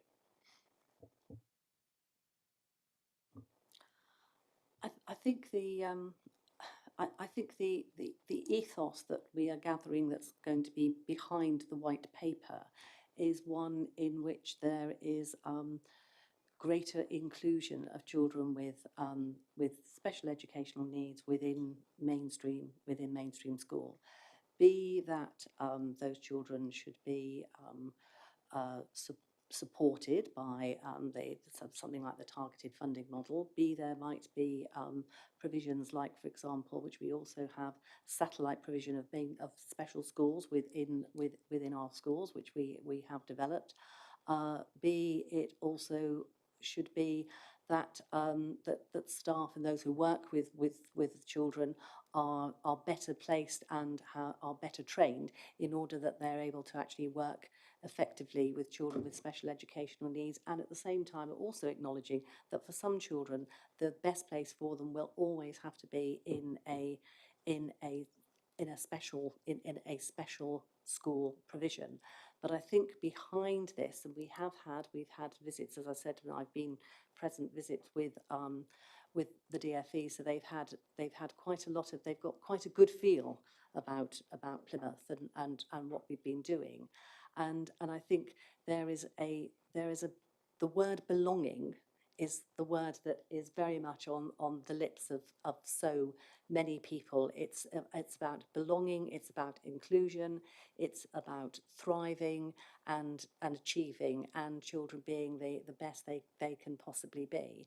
And the the thrust behind this white paper, and I will be very disappointed if it's not as I'm saying, is that we provide the best for our children. And for most of our children, the best is actually to be within their local school, within their local community, so they're not travelling miles or whatever, and they are supported appropriately. And I think it's also tied up as well with the sort of reform of Ofsted, as well as the reforms as well of the curriculum, so as making everything much more inclusive, and providing eventually the best outcomes for our children, which is for them to be in their local community. Would you like to add any more? Thank you. Just to also add, the first stage that we've been asked by the DFE is actually to complete a maturity matrix, and that maturity matrix is actually having a clear steer of where we believe that we are now. We've been asked to do that across the partnership, so you will be cited on that, and so will the SEND board. It's really important that we have everybody's input so that we're clear in regards of where we feel that we are maturing, where we feel that there's extra pieces of work that we need to undertake. That then is going to then inform the next stage of when the DFE then are going to be talking to us about the next plan. So we've already got meetings in place with the ICB in regards of understanding that. And what we have been doing is, because we've just had such a successful inspection, is using that information and really showing that in regards of the journey that we've travelled as we move forward. Thank you. Thank you. It's a good point to be at, definitely. Councillor Steele. I welcome what I think effectively is Councillor Macleay's kind of recommendation that the SEND reform plan comes back to this scrutiny board, which I think is a really valuable and a good idea.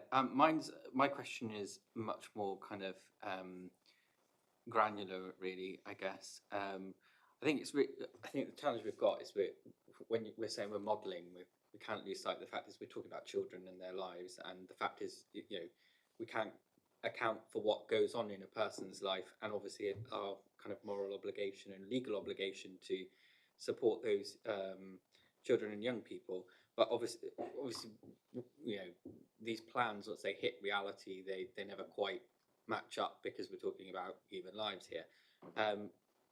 Is it not possible to just have like a line in the budget of a contingency, so that we don't just always have this constant reporting on variations? Because obviously, best laid plans,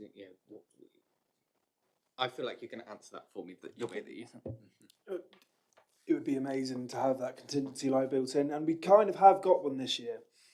So we've got 6 million for our cost and volume, and a further 3 million for, this is what the trends are suggesting. Now, to offset that trend, we've got the no wrong door model, and that's saying, well, if we do X, Y, and Z, we shouldn't need that money. So it's the first time really we've had a contingency pot put in. David has tried to put one in previously, and then when other directorates and other departments say, well, we need this, the budget has to balance, and unfortunately that's the first line that goes. So it makes the modelling look poor, but we do recognise where the trends are going. We don't want to say Plymouth City Council will have 10 unregulated placements for the whole year, even though that suggests, the modelling suggests that that's what we need. But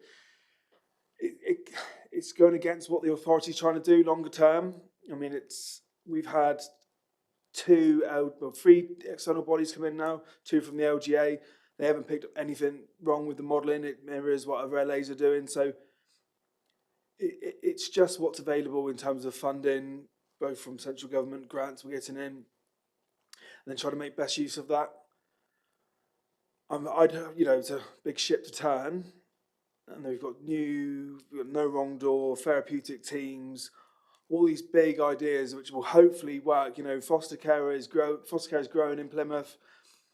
If we can just turn a bit more and get the confidence and the belief and start showing you the results, I think everybody will be on board. But at the moment, the modelling didn't quite get it right. The modelling didn't quite get it right, and we're aware of that. A contingency line would be a wish list item, really. can I come back briefly? I think given the point you said, it's a demand-led service. With a demand-led service, your modelling is never going to be right without a crystal ball or a contingency, frankly, because if with a budget like this, if you're going to have to say like a plus or minus 5%, you never. The aim isn't actually to hit that target, frankly. It's to keep as many children out of care as possible, and all the things you said of doing everything as efficiently as possible. It just, like you say, it feels an unfair thing that you're modelling. Basically, it on paper appears like it's not good quality modelling because of these variances, but in actual fact, it's because there's no wiggle room of having that kind of contingency line. Yes. So, and what we're trying to do, therefore, is evidence that we tried to get this in the budget, or we picked this up at an earlier point in the year, just so we can, prove to anybody that questions it, we have identified it. And we've just got to make the budget fit. And it's unfortunately, we can't do anything about that. Councillor Lang, I think you wanted to come in as well. Yeah, I wanted to Matt's kind of confidence and belief point. I think it's easy to lose sight of actually how far we've come. That even getting our first residential home over the line is an extraordinary achievement, and everybody, it's taken a long time, and everybody I spoke to across the country who's done this in their own place says it takes you forever. The pitfalls as you get your first home, the things that you'll encounter. We found Plymouth is, covenanted to the hilt, so things that we didn't expect, and lots of other barriers. But we've done it now, and so we've finessed the process, and so the next one will be quicker. And also, I think it's important to remember the Families First work, which at its heart is about early intervention and prevention, but in a way that I feel is much more robust than we've talked about that in the past. And as you say, because the aim of that is that we don't have so many children come into our care. We intervene in families at the time when they need it, where it would help them most to keep their children, which most people want to keep their own children with them, and their children want to be with them. So I'm really hopeful that, by full implementation in April, that will start also showing dividends, both in results for children and young people, which is what we care about, but also financially. It's been a huge bit of work to get to the point and to get ready for April 2026. But I think it's going to have a meaningful impact in a way that I think maybe some of the early intervention work we've talked about over the years, certainly since I've been a councillor, hasn't been as robust as this. And I'm optimistic about what it will achieve for children and families. Thank you. I'm conscious of time, and we've got two big items still on the agenda to address. I'm going to take the two councillors that have indicated and then going to move us on. So Councillor Penrose, followed by Councillor Noble. I think, in fact, Councillor Lang answered my question earlier on. It was along the same topic that we're focusing on. It was more because, given that the government responded to all this, the pressure from many areas on SEND, and recognised local authorities just can't continue to spend that money on those areas. It seemed to me you were moving with other people in the country to put the same pressure on the government to change this, because these spiralling costs can't continue to be met. And it was just, what sort of actions can we take? But I think you answered it before, thank you. Councillor Noble? Obviously, what we've discussed today perhaps is drilled down a little bit into what's outlined in the council's medium-term financial plan. Creating capacity, reducing costs, increasing in-house provision, in high-cost areas such as SEND, etc., etc. Obviously, maybe many years ago, some of these things would have been done in-house, and then as part of that kind of person or child-centred approaches, things were done and sort of outsourced in ways to special things. Obviously, the thinking behind things like inclusion has moved on a lot since 20 or 30 years ago, when some of these things were last in-house. Are you confident that the approach that people have now and to inclusion and the understanding of, are you confident that that will be preserved, so there'll still be that individual, because we always come back to the child, we say, oh, this is the best for our children, not just some big system that kind of goes back, it has a different effect, if you know, on this approach to everyone moving in-house again, or towards that. So, Councillor Lang? I mean, Sally will probably want to talk about what you're talking about in terms of SEND, but I think, you know, if you look back at how we closed our children's homes and then the private market emerged, and, you know, it's not me saying it, the Competition and Markets Authority in their report a few years ago said the market is broken, the way it's proliferated around profit.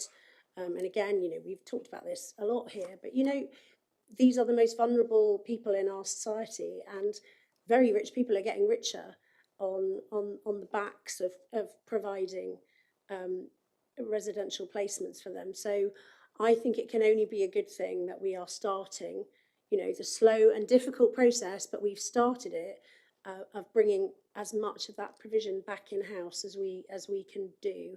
And I think the more local authorities that do that, and the more support the government gives and Ofsted gives around registration and all those things that impact on opening a residential home, that will start to shift the market. It's going to have to.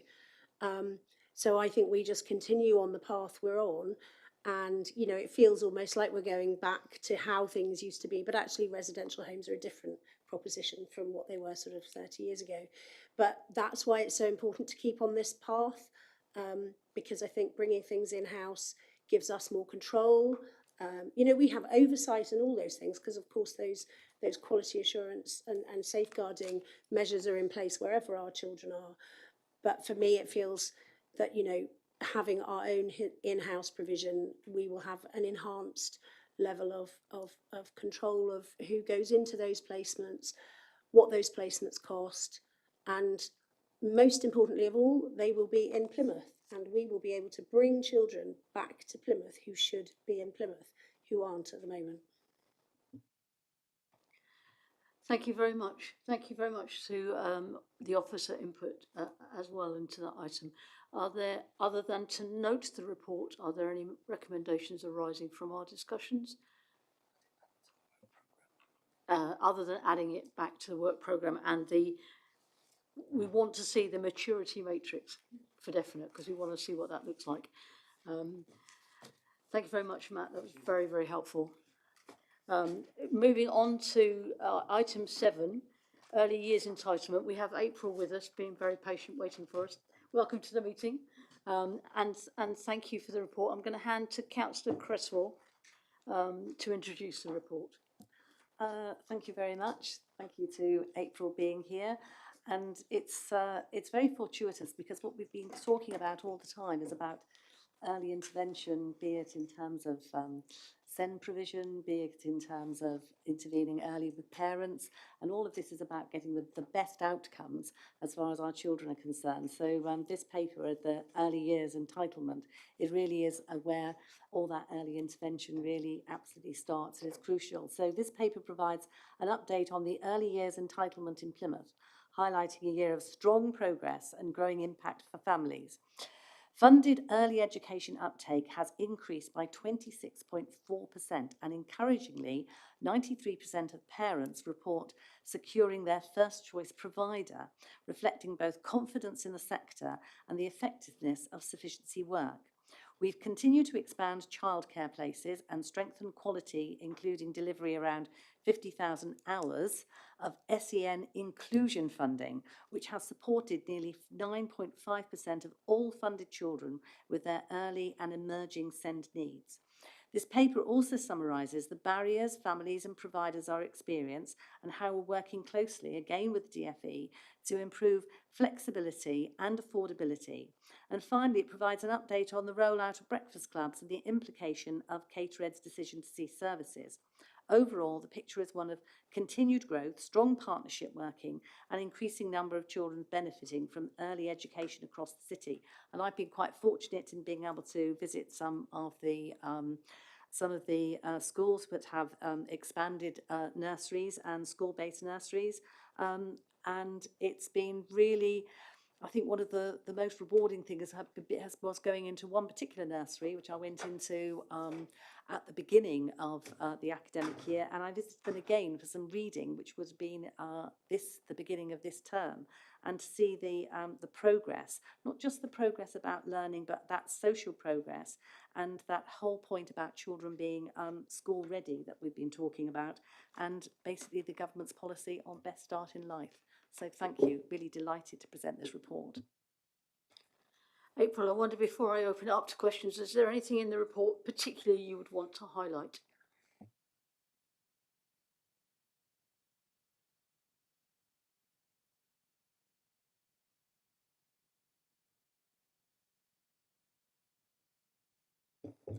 So I think Councillor Cresswell's done a great job there of summarising, I think, the main points.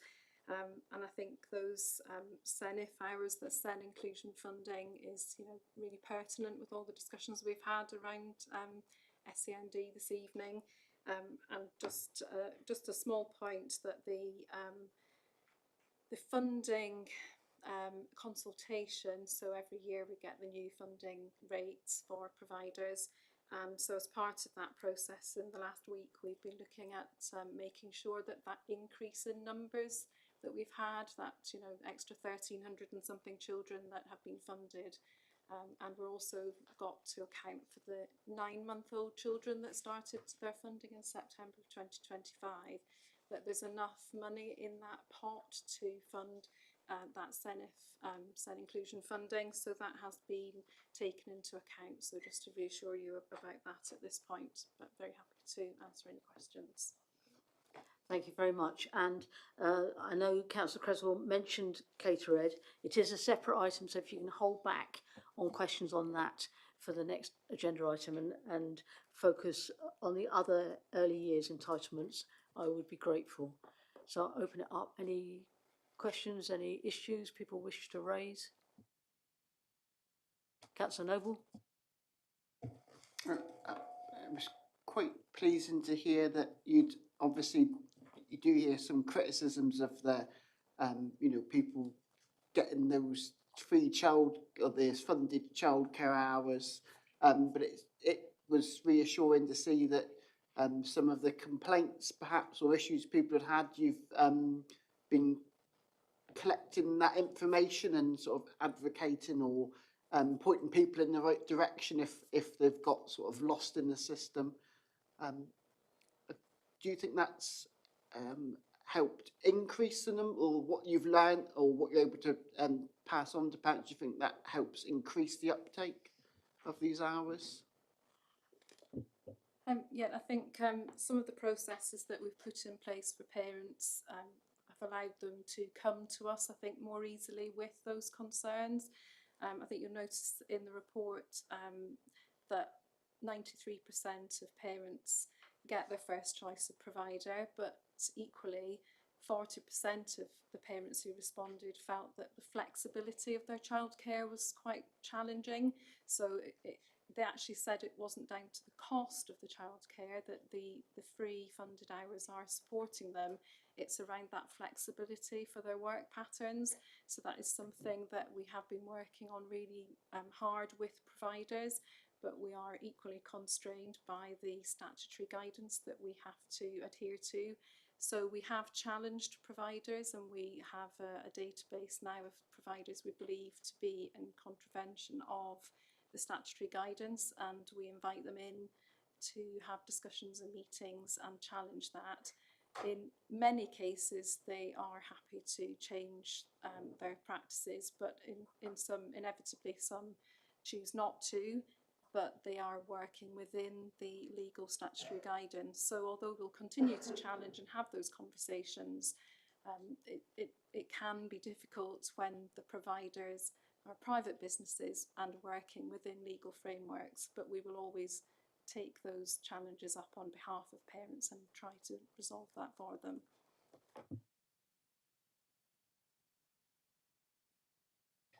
Thank you very much. Any other questions, comments?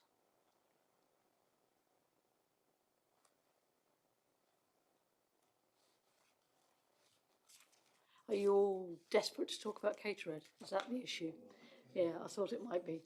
Okay, I wonder if we could move to Caterhead, given that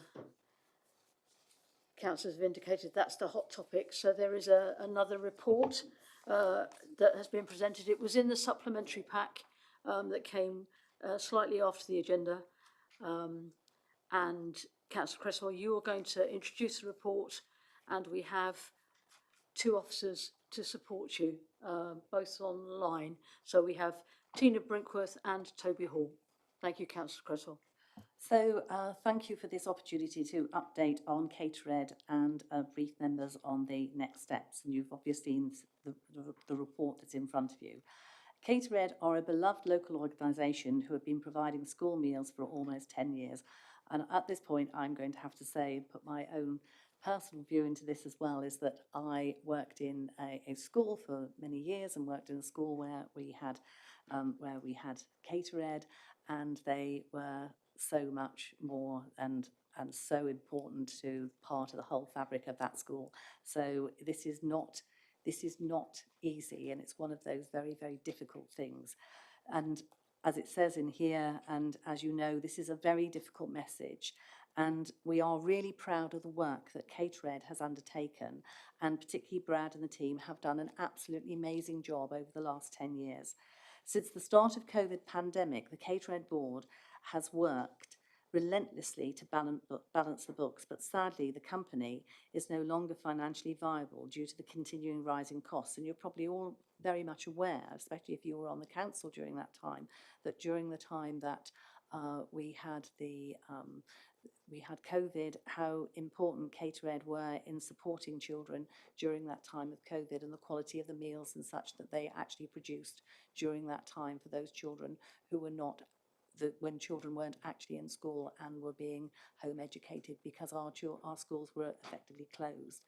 So the paper relates to this scrutiny item, outlines the significant efforts the organisation made to engage with our pupils, our parents and schools across the city, as well as demonstrating the significant growth in costs that have been seen over the last 5 years. Caterhead currently is unable to continue trading beyond the academic year 2025-2026, and given this, the Caterhead Board of Directors have taken the decision to cease school meal provision to prevent a situation of what would in fact be wrongful trading. So we would now welcome any questions on this agenda item, and thank you. And we have here with us, we have got both Tina Brinkworth and also Toby Hall, who have done a lot of work on this, and we'll try and do our best to answer questions as best we possibly can. Thank you. Thank you, Councillor Cresswell. I know that Councillor Steele has indicated. Anybody else wish to ask in a minute? Thank you. Councillor Steele. So in light of the Armada Way findings on the need for stronger governance and earlier escalation of risk, can the panel be provided with an explanation of when Caterhead's cash flow concerns were first identified by the board, when those were formally escalated to PCC as a shareholder, and whether this reporting met the standards of timeliness and transparency expected under the Armada Way recommendations? I'll give you a general reply and a general answer. The first time that Caterhead has gone through over a period of time, over certainly in the last 5 years, there have been times of being in and out of finding difficulty financially, and then fortunately there's been a kind of like it's picked up, but depending on how many meals have been taken up and various things.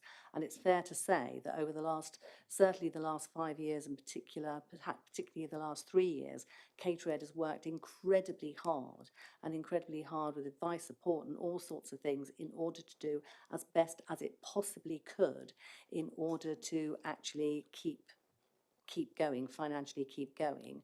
The financial position in which it became it became one in which it was not able to really continue legally and lawfully trading, really came to light, I would say, probably in the summer term, the early summer term of last academic year. But I'll hand over to Tina, who's probably got a more accurate answer as far as that's concerned. Thank you. Tina, we will come to you, but I'm conscious, having had advice from Jake, this is part one meeting. We're not in part two. Are there any guidance that you think we need to observe, David, in terms of sensitive material? I mean, certainly we have to be mindful of the sensitivity of the information that is discussed in part one in relation to the commercial sensitivities of the report and of the situation. So I think we can continue in part one, but we just have to be very mindful that, you know, we may need to go into a part two if we need to discuss things which are commercially sensitive or would have an impact on the next stage processes that are required in order to enact the decisions that have been made. So I think, you know, we need to bear that in mind, and we need to make sure that we stick within that. Thank you, that's helpful. Tina, we'll come to you. Thank you, Chair. I think just to add to what Councillor Cresswell's already provided, for a number of years, Catered has, really struggled to sort of balance the books, but it's had quite a large reserve pot, and what we've seen over the years is the reserves have been dwindling away, so we've known that Catered has been struggling now, particularly for the last 12 months. And just the escalating costs, and particularly national insurance contributions, the escalation in food costs and the escalation in fuel costs in particular, for the last 12 months has put a real strain on the organisation, and it just doesn't, and that's where the organisation has really struggled. So whilst it's been struggling for a number of years, it's had a really great buffer of reserves, and more recently that buffers has diminished, but we've seen quite an escalation in costs lately, which has really put which has made the situation much worse. Thank you. Councillor Ney? Again, it's going to be quite difficult, this, Chair, because we don't know what questions we're allowed to ask and what we're not allowed to ask if there's going to be a part two. But I would like to say that it's quite sad that we're going to lose Catered. And for me, I would like to say we're supporting Mountbatten with money from PCC. We're supporting Plymouth Active Leisure. Why have we not made a decision to support Catered? That's what I would like to know.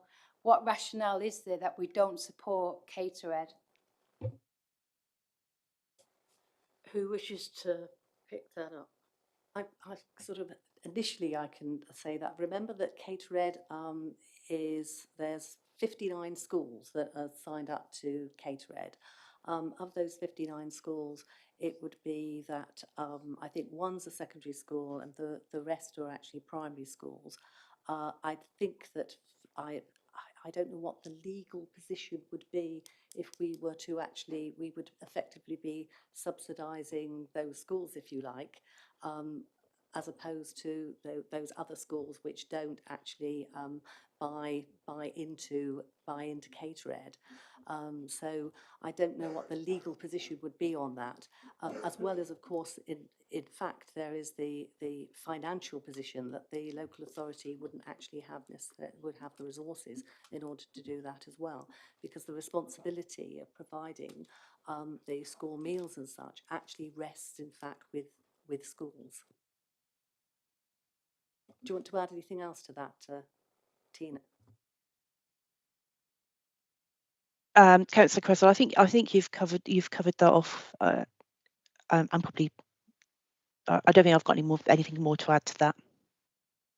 Councillor Ney? It's just that, we want to support young people in Plymouth growing up, and some people are having one hot meal a day through the school meal system. And I think it's important that we have input into what they're eating and we make sure that we belong in that system. So for me, I think the rationale of saving an active leisure group over school meals or the Mountbatten funding, I just don't see the rationale in it all. And I think that if it's been made by certain people and it's not been brought here, that we can discuss it more. That's very important. I have a sense that that might be part of Councillor Allison's question. Before I go to you, Councillor Allison, David, did you want to say something? I mean, I'm happy for Tina to come in. I think we just have to remember what the governance and the structure of this is in relation to the shareholding and the board and the role that, you know, PCC play within this. It isn't a PCC. It's not PCC's responsibility to provide school meals to schools. It is the Multi-Academy Trust's responsibility. We would have a responsibility within our local authority, maintain schools to make sure that those school meals are provided for children. And you can see from the report, as Tina has said, you know, the position has become untenable. Decisions have been made between the board and its shareholders, and majority shareholding is with our schools and Multi-Academy Trust. So, you know, I think we have to just be mindful about where the responsibility sits for this.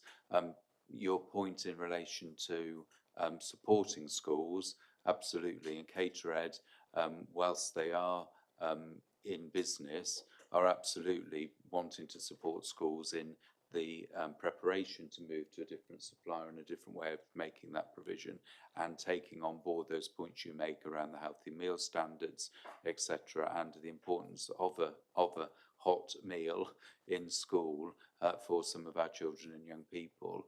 I think there is a level of reassurance in relation to the head teachers and Multi-Academy Trust chairs that I've spoken to about this.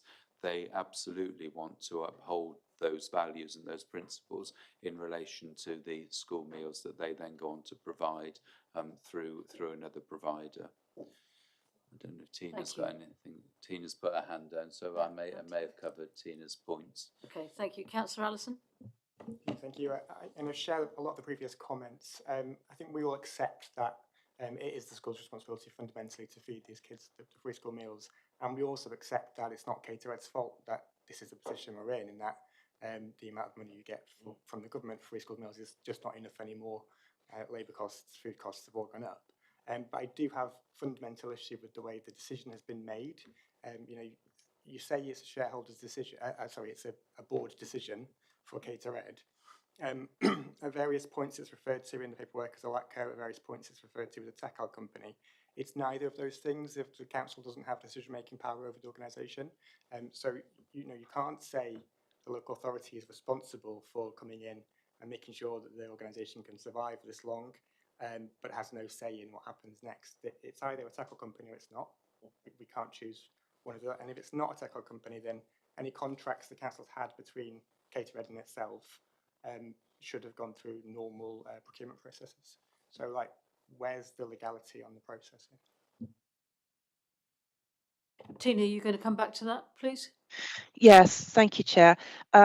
We have described this in the paper. I mean, the decision has not been a PCC decision. This is a decision by the board of Catered, who have decided to cease trading school meals, so they are not seen as unlawfully trading. So this hasn't been a Plymouth City Council decision. This has been by the board of directors. But to pick up on Councillor Allison's point, the decision to support the rest of the academic year was a PCC decision. So we could have let the company collapse instantly, which would have caused disarray in the schools. But we have supported for a delegated decision a package of support to allow them to continue training for the remainder of the academic year. So we can still serve the school meals, so school children are still receiving their meals for this period of time, recognising that schools will need support to and it takes a period of time to move to a new procurement, a new model. So I'm conscious Councillor Cresswell wants to come back in, and then you can have your follow-up. It's just to say very, very briefly that obviously that was a responsibility that we took in order to protect those schools, if you like, to make sure that school meals were still actually being provided through until the end of the academic year. And also as well follow on in terms of we've got our schools, which are our local authority schools, of working carefully with our local authority schools to make sure that they're actually protected, and that we've got a number of our MATs that are working very closely as well to make sure that that there is appropriate provision as well for them. But if we just walked away, then that would have meant that it would have been very, very difficult for schools to be able to actually have an alternative provision. So this was the best balance that I think could possibly, and moral balance that we should give. Councillor Alison, you wish to come back? Yeah, I think my thought would be, I'm not suggesting that the council should have walked away or let the company go bust at all. What I'm saying is we're already giving £600,000 plus to Caterhead to allow it to survive to the end of the academic year. Why was there not a proposal to provide some kind of loan or support or some kind of long-term planning to allow the company to exist further? I think the fundamental barrier to Caterhead existing into the future is the amount of money you get from the DSG for school meals, and the government at some point, given it's just given 1 million more children access to free school meals, is going to have to solve that problem. Why is there not an option for us to keep Caterhead afloat for 2 years, 3 years, while that gets resolved? Because it won't last forever. The government is going to have to give schools more money for free school meals. I'm going to come, Tina, I think you indicated. Yeah, thank you, Chair. What we've seen a number of schools step away from Caterhead over a number of years. So our numbers of schools are actually diminishing as well. Lots of multi-academy trusts are tending to go to a wider tender procurement process. So we haven't had the number of schools retained as part of the Caterhead model to make it financially viable. So that's part of the problem as well. Can I just add to that? And also the school population is falling as well. Caterhead is largely a model that fits very well with primary schools. And of course there is the fall in roles that are coming through. This is a national thing as well, the fall in roles. So there will actually be not just the number of schools, but actually the number of children taking up the meals. I'm going to move us on because I'm guessing there'll be similar kinds of questions. Councillor Macleay, I don't think you've spoken on this issue. Councillor Steele, if you don't mind stepping back and letting Councillor Macleay go first, that'd be great. Thank you, Chair. And I think there's a really fantastic recommendation out of what Councillor Allison has said on lobbying government for increased funding for school meals. I think it sits in a slightly separate space. So the other kind of concerning part of this is this cessation of community meals under the kind of Caterhead larger banner. Is that coming to another scrutiny group for us to look at the other part of this, which is some of those vulnerable adults not receiving this service either? Could we ask Jake if he's aware of that? You're not aware, or that not aware it's it's not on another work programme. So we need to find, outside of this meeting, we need to find a route for that to be discussed. Okay, we will do that. Thank you. Councillor Steele. I think we all accept the fact that, yes, it is the responsibility of the schools to provide the meals, but the fact is we've made a political choice to be more ambitious by having Caterhead, by having an organisation that's a cooperative, that provides the living wage, that makes sure that it's buying local. So from what I saw of the information that we'd had at the stage we'd had it, as Councillor Allison said, that a big driver of this and of challenge is the fact that it's £2.61 per pupil per day versus £3.30 per day in Scotland, £3.20 in Wales, roughly £3 in London. They've made political choices there to actually acknowledge the increase in food inflation of 50% or in excess of 50%. There's universal primary school meals in Wales and in London, and I believe in Scotland as well. So there's been choices made, and obviously DfE has made a choice of only increasing the rate by 2%, 5 pence from September 2026. You know, I think it goes back to this point of if this was brought to this committee earlier, I'm not saying we're one local authority out of many, but I feel like we would have had more opportunity to more strongly lobby government around the fact that this issue needs to be solved, because effectively, why should English pupils' meals be worth less than Welsh and Scottish? And would you agree that that 2% up rate is insufficient? But yes, the 2% up rate is insufficient. I mean, I think it's also fair to say that there's been quite a lot of lobbying that's gone on in that, particularly, is that Brad Pearce, of course, is chair of LASA, and has had lots and lots of conversations with MPs, DFE, or whatever. So there has been a lot of lobbying and such that has gone on. But I mean, you know, you can't disagree. Those figures are actually really quite stark. I'm conscious of the time. I don't want to cut short the discussion, but I am mindful that we have a big issue in terms of assessments and standards report to discuss as well. I'm wondering, as a scrutiny chair, I'm able to go to the Scrutiny Management Board and ask for issues to be raised, and wonder whether, with your blessing, it's something that we can go to the Scrutiny Management Board with for not the same discussion, but the next bit of the discussion. As was pointed out by Councillor Macleay, there are other elements to this other than the school catering element of it.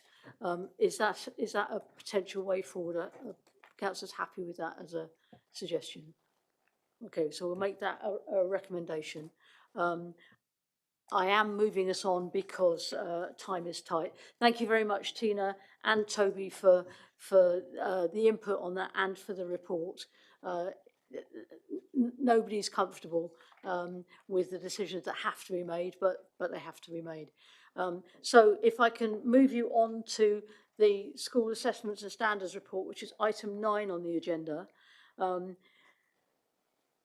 We have with us Claire Williamson still, and we will look to her once Councillor Cresswell has introduced the report. The School Assessment and Standards Report focuses on outcomes in academic year 2024-2025 across early years, primary, secondary and post-16 phases. The report shows a pattern of steady improvement and several notable strengths. Early years outcomes have risen, with phonics performance remaining above national levels and strong attainment in literacy and maths, and in terms of the early learning goals. At Key Stage 2, citywide results continue to improve, with combined reading, writing and maths now above national average.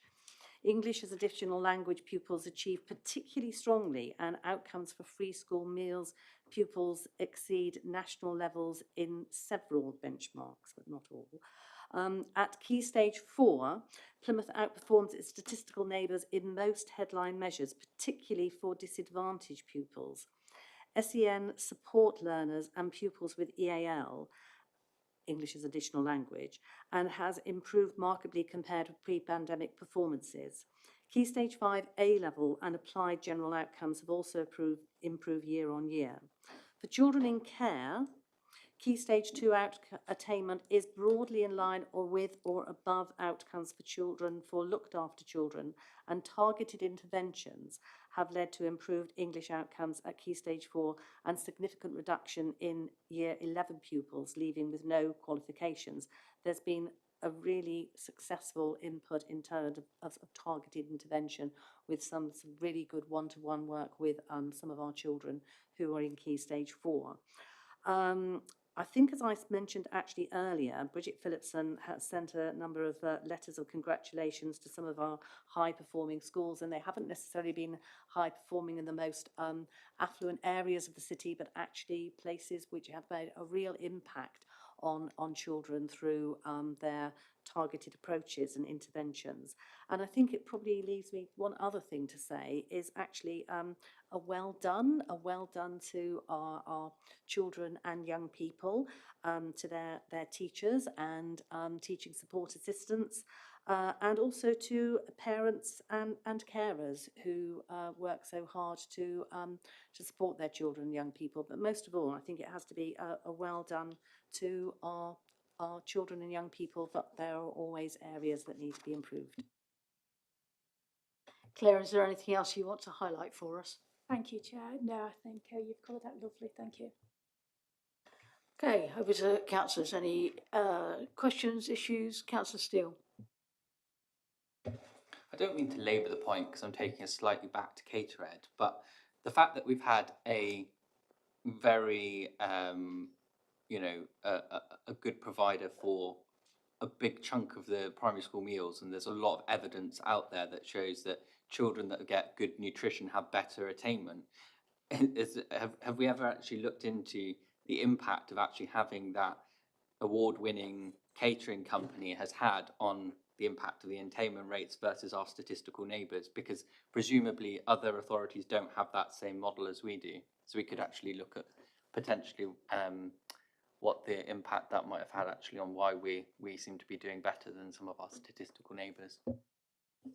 We haven't done a piece of data research on that within Plymouth, but there is lots of evidence, not just in terms of just the nutritional value of impact on learning and outcomes, but also lots of those social things as well. And one of the things in primary school rather than in secondary school is that that whole experience of sitting down and having a meal and eating together and sharing together, and is in fact, of course, one of those key things in terms of actually being school ready as well for our youngest children. So probably a very interesting piece of research to do in Plymouth, but I think there's probably been quite a lot of research that's been done up and down the country by academics over the relationship between nutrition and educational outcomes. Page 65, there's a table which highlights the outcomes in mainstream secondary in comparison to pre-COVID. So, and it's really pleasing to see the difference across the board.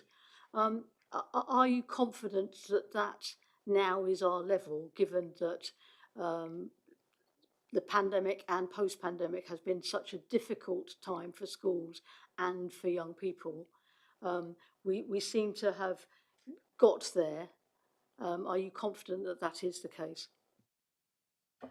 Am I confident? I think there are still things that are probably actually playing out since COVID. One of the things about this cohort of Key Stage 4 children was that they had one of the most difficult periods, in that they were in fact in year 6 when there was the first lockdown, that they were then had and that really important transition going from year 6 into year 7, that was also disrupted because there came about a second lockdown. They didn't have those opportunities that children always have of making those transitions, those visits, all of those kinds of things.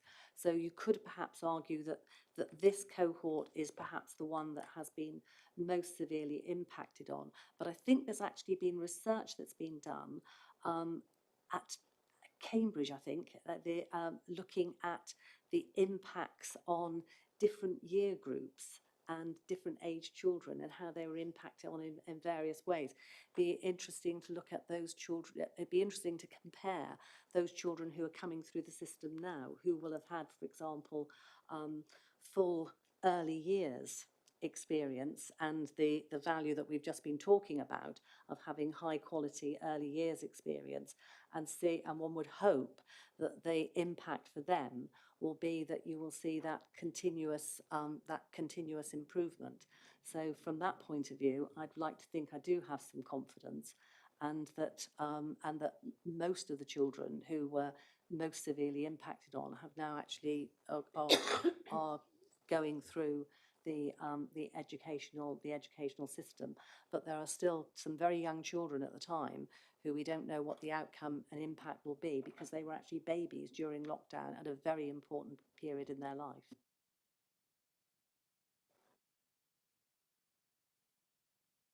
Any other issues, questions people wish to raise?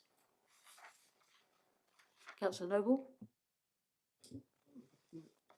When I've in my role as a governor, you look at the tables. Obviously, sometimes there's quite small groups of just quite small cohorts of children. And obviously some of the reports there.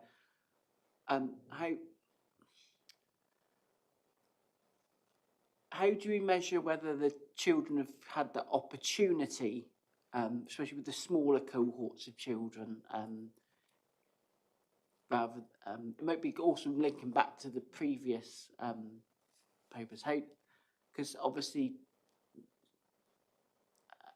that those children have been in, those children are also included, but there could be quite a lot of variation in those smaller cohorts. It might be, it could be more in one year group in the school. The younger children, there's more special needs children, whereas the older children, there's disadvantage. There's more to do with like an economic disadvantage. So, how do we sort of does that balance out in the whole?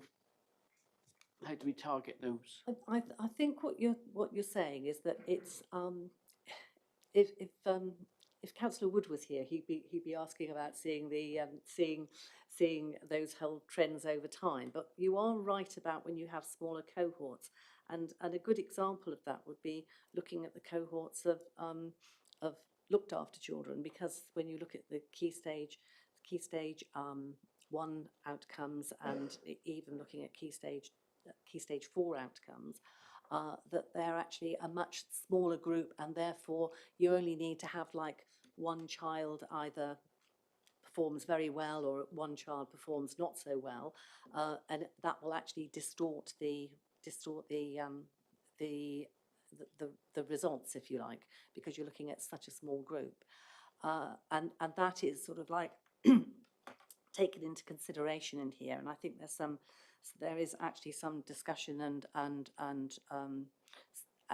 reference to that. So that's why, in a sense, looking at things over a period of time. But it does throw up some interesting things. So I think there's looking at, I think it's the children in when you look at, say, some of the children in care.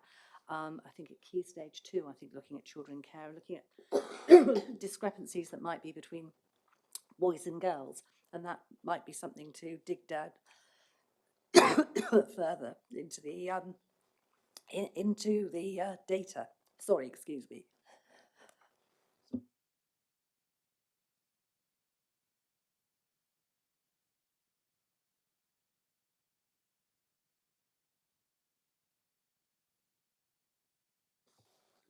Sure. Obviously, in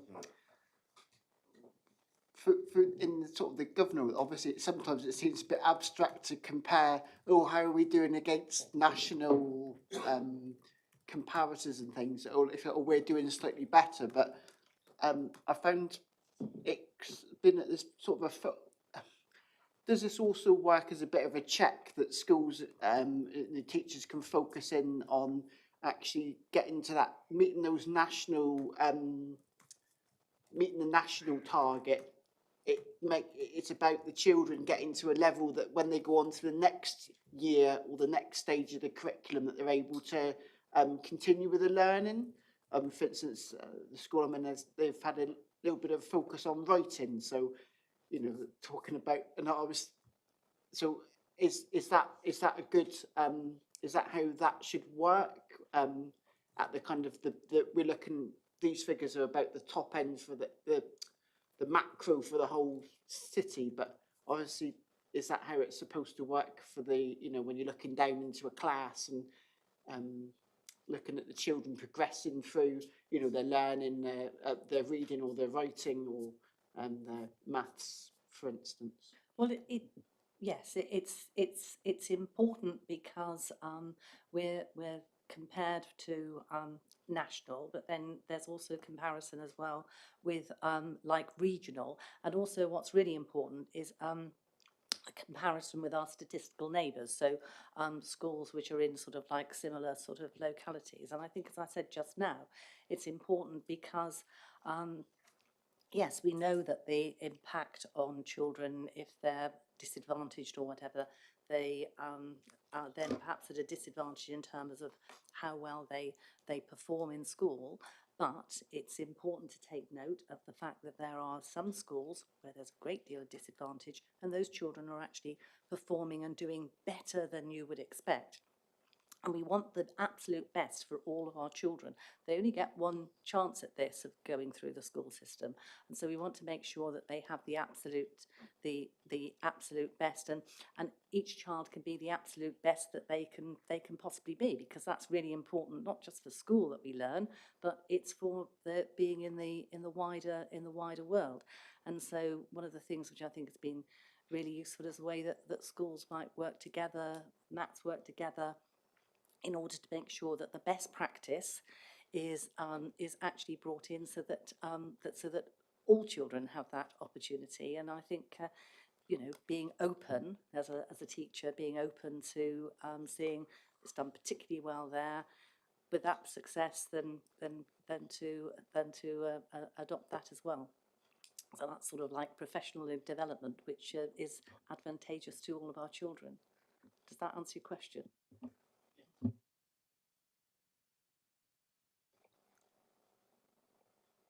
Anything more, colleagues?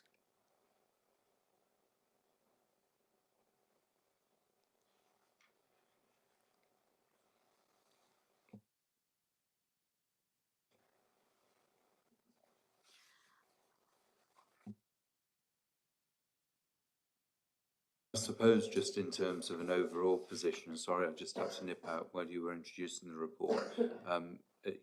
Overall, this is a very positive picture in terms of trends over time, which I'm sure that you've made in relation to where what our schools have achieved in their 2015 results. And you've raised a disadvantage. And for example, if you look at page 15 and then on to page 16, our disadvantaged pupils have continued to improve at secondary level, which is so important in terms of being able to access, good jobs and other education opportunities. That we are performing above the national and the statistical neighbours on all of those key measures for secondary schools, and the same broadly for special schools. So I think this gives a confidence about continued improvement since COVID, as you've referenced, and our schools being really determined to continue this improvement.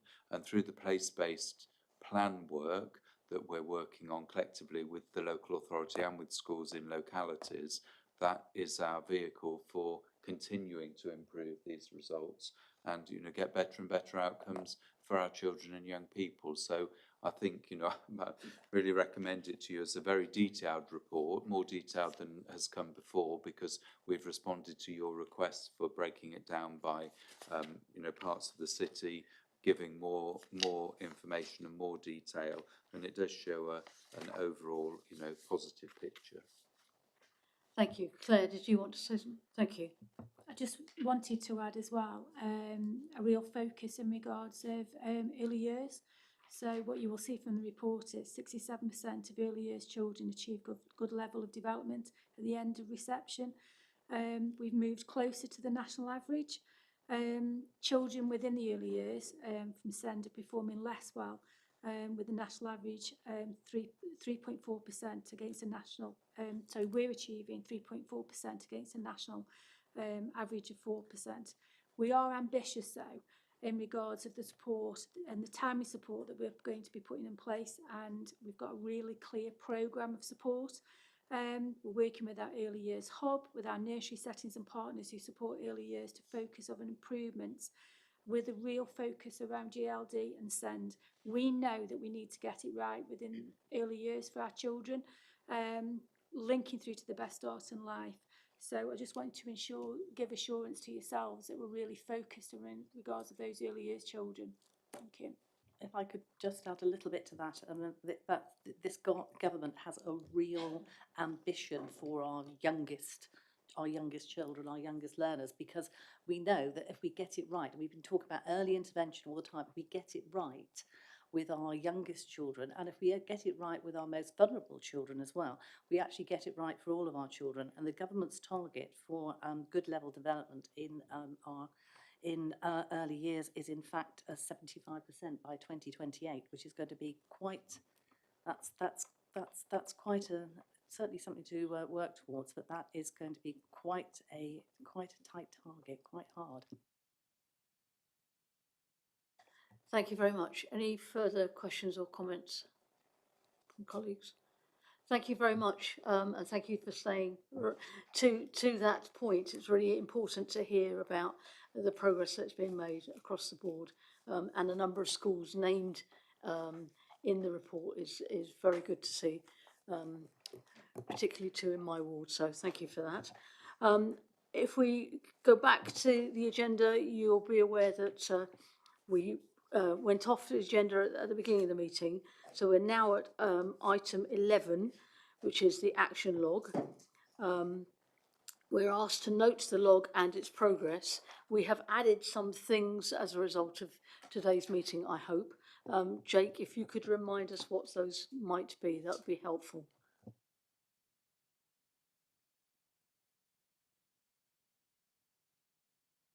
Some monitoring from previous times in terms of things that we've made promises to address. So thank you, Chair. From this meeting, I've added a few actions. So continued consultation with young people as the council develops its AI. I'll just keep going through. Request that you're going to write a letter to the relevant minister to keep raising the impact the children's residential home registration timeframes and timescales was having on the council.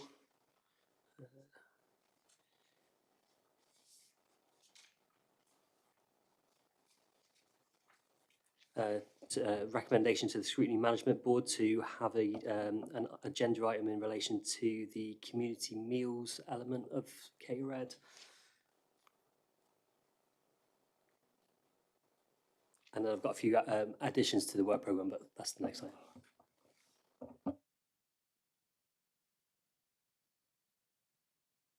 Is there anything from the action log that people want to comment on?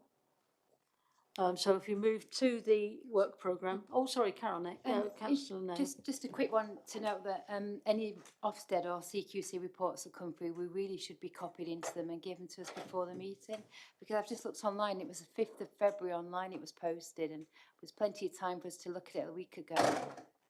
I'm sure that was just an oversight, and if we are unlucky enough to have another inspection, that will come to us in a timely way, I'm sure. Councillor Noble?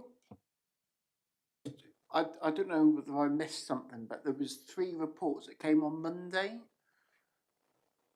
The supplementary pack, yeah, there was yes. 3. Yeah, there was quite a bit in that. And they were quite long and lengthy. Yes, they were. A Similar kind of yeah, issue.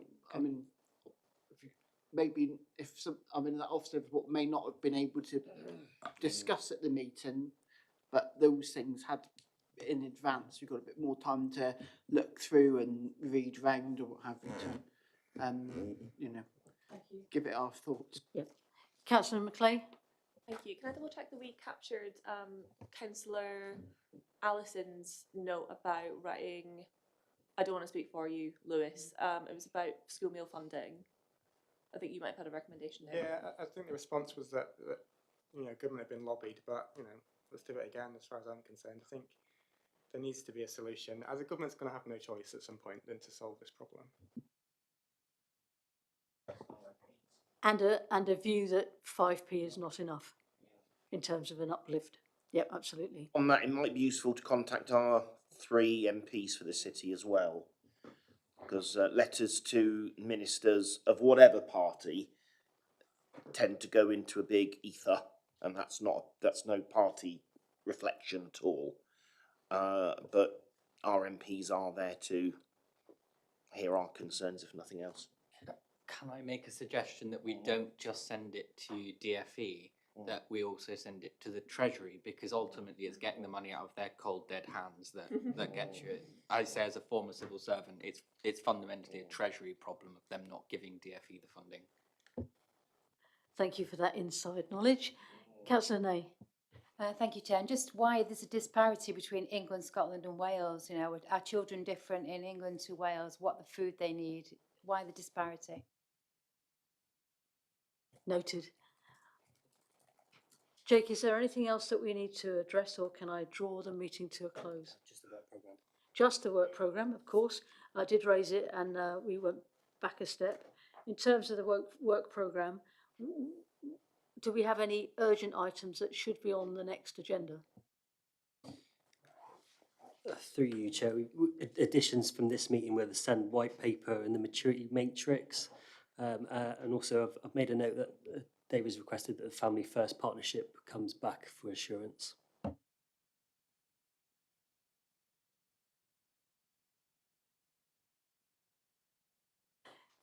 Do colleagues have any issues that they wish to raise?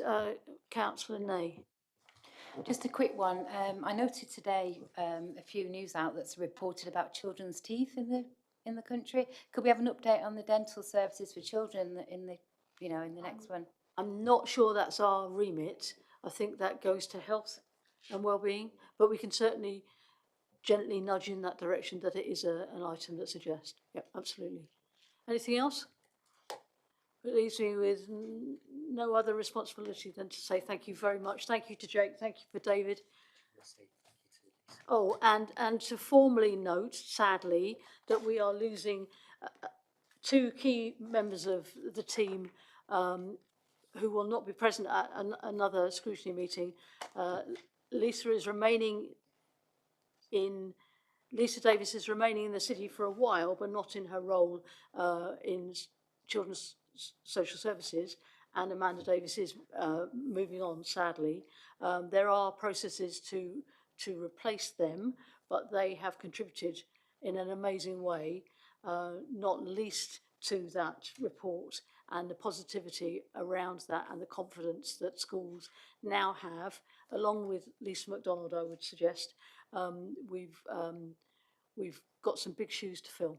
So, David, over to you at that point, but thank you for still being here.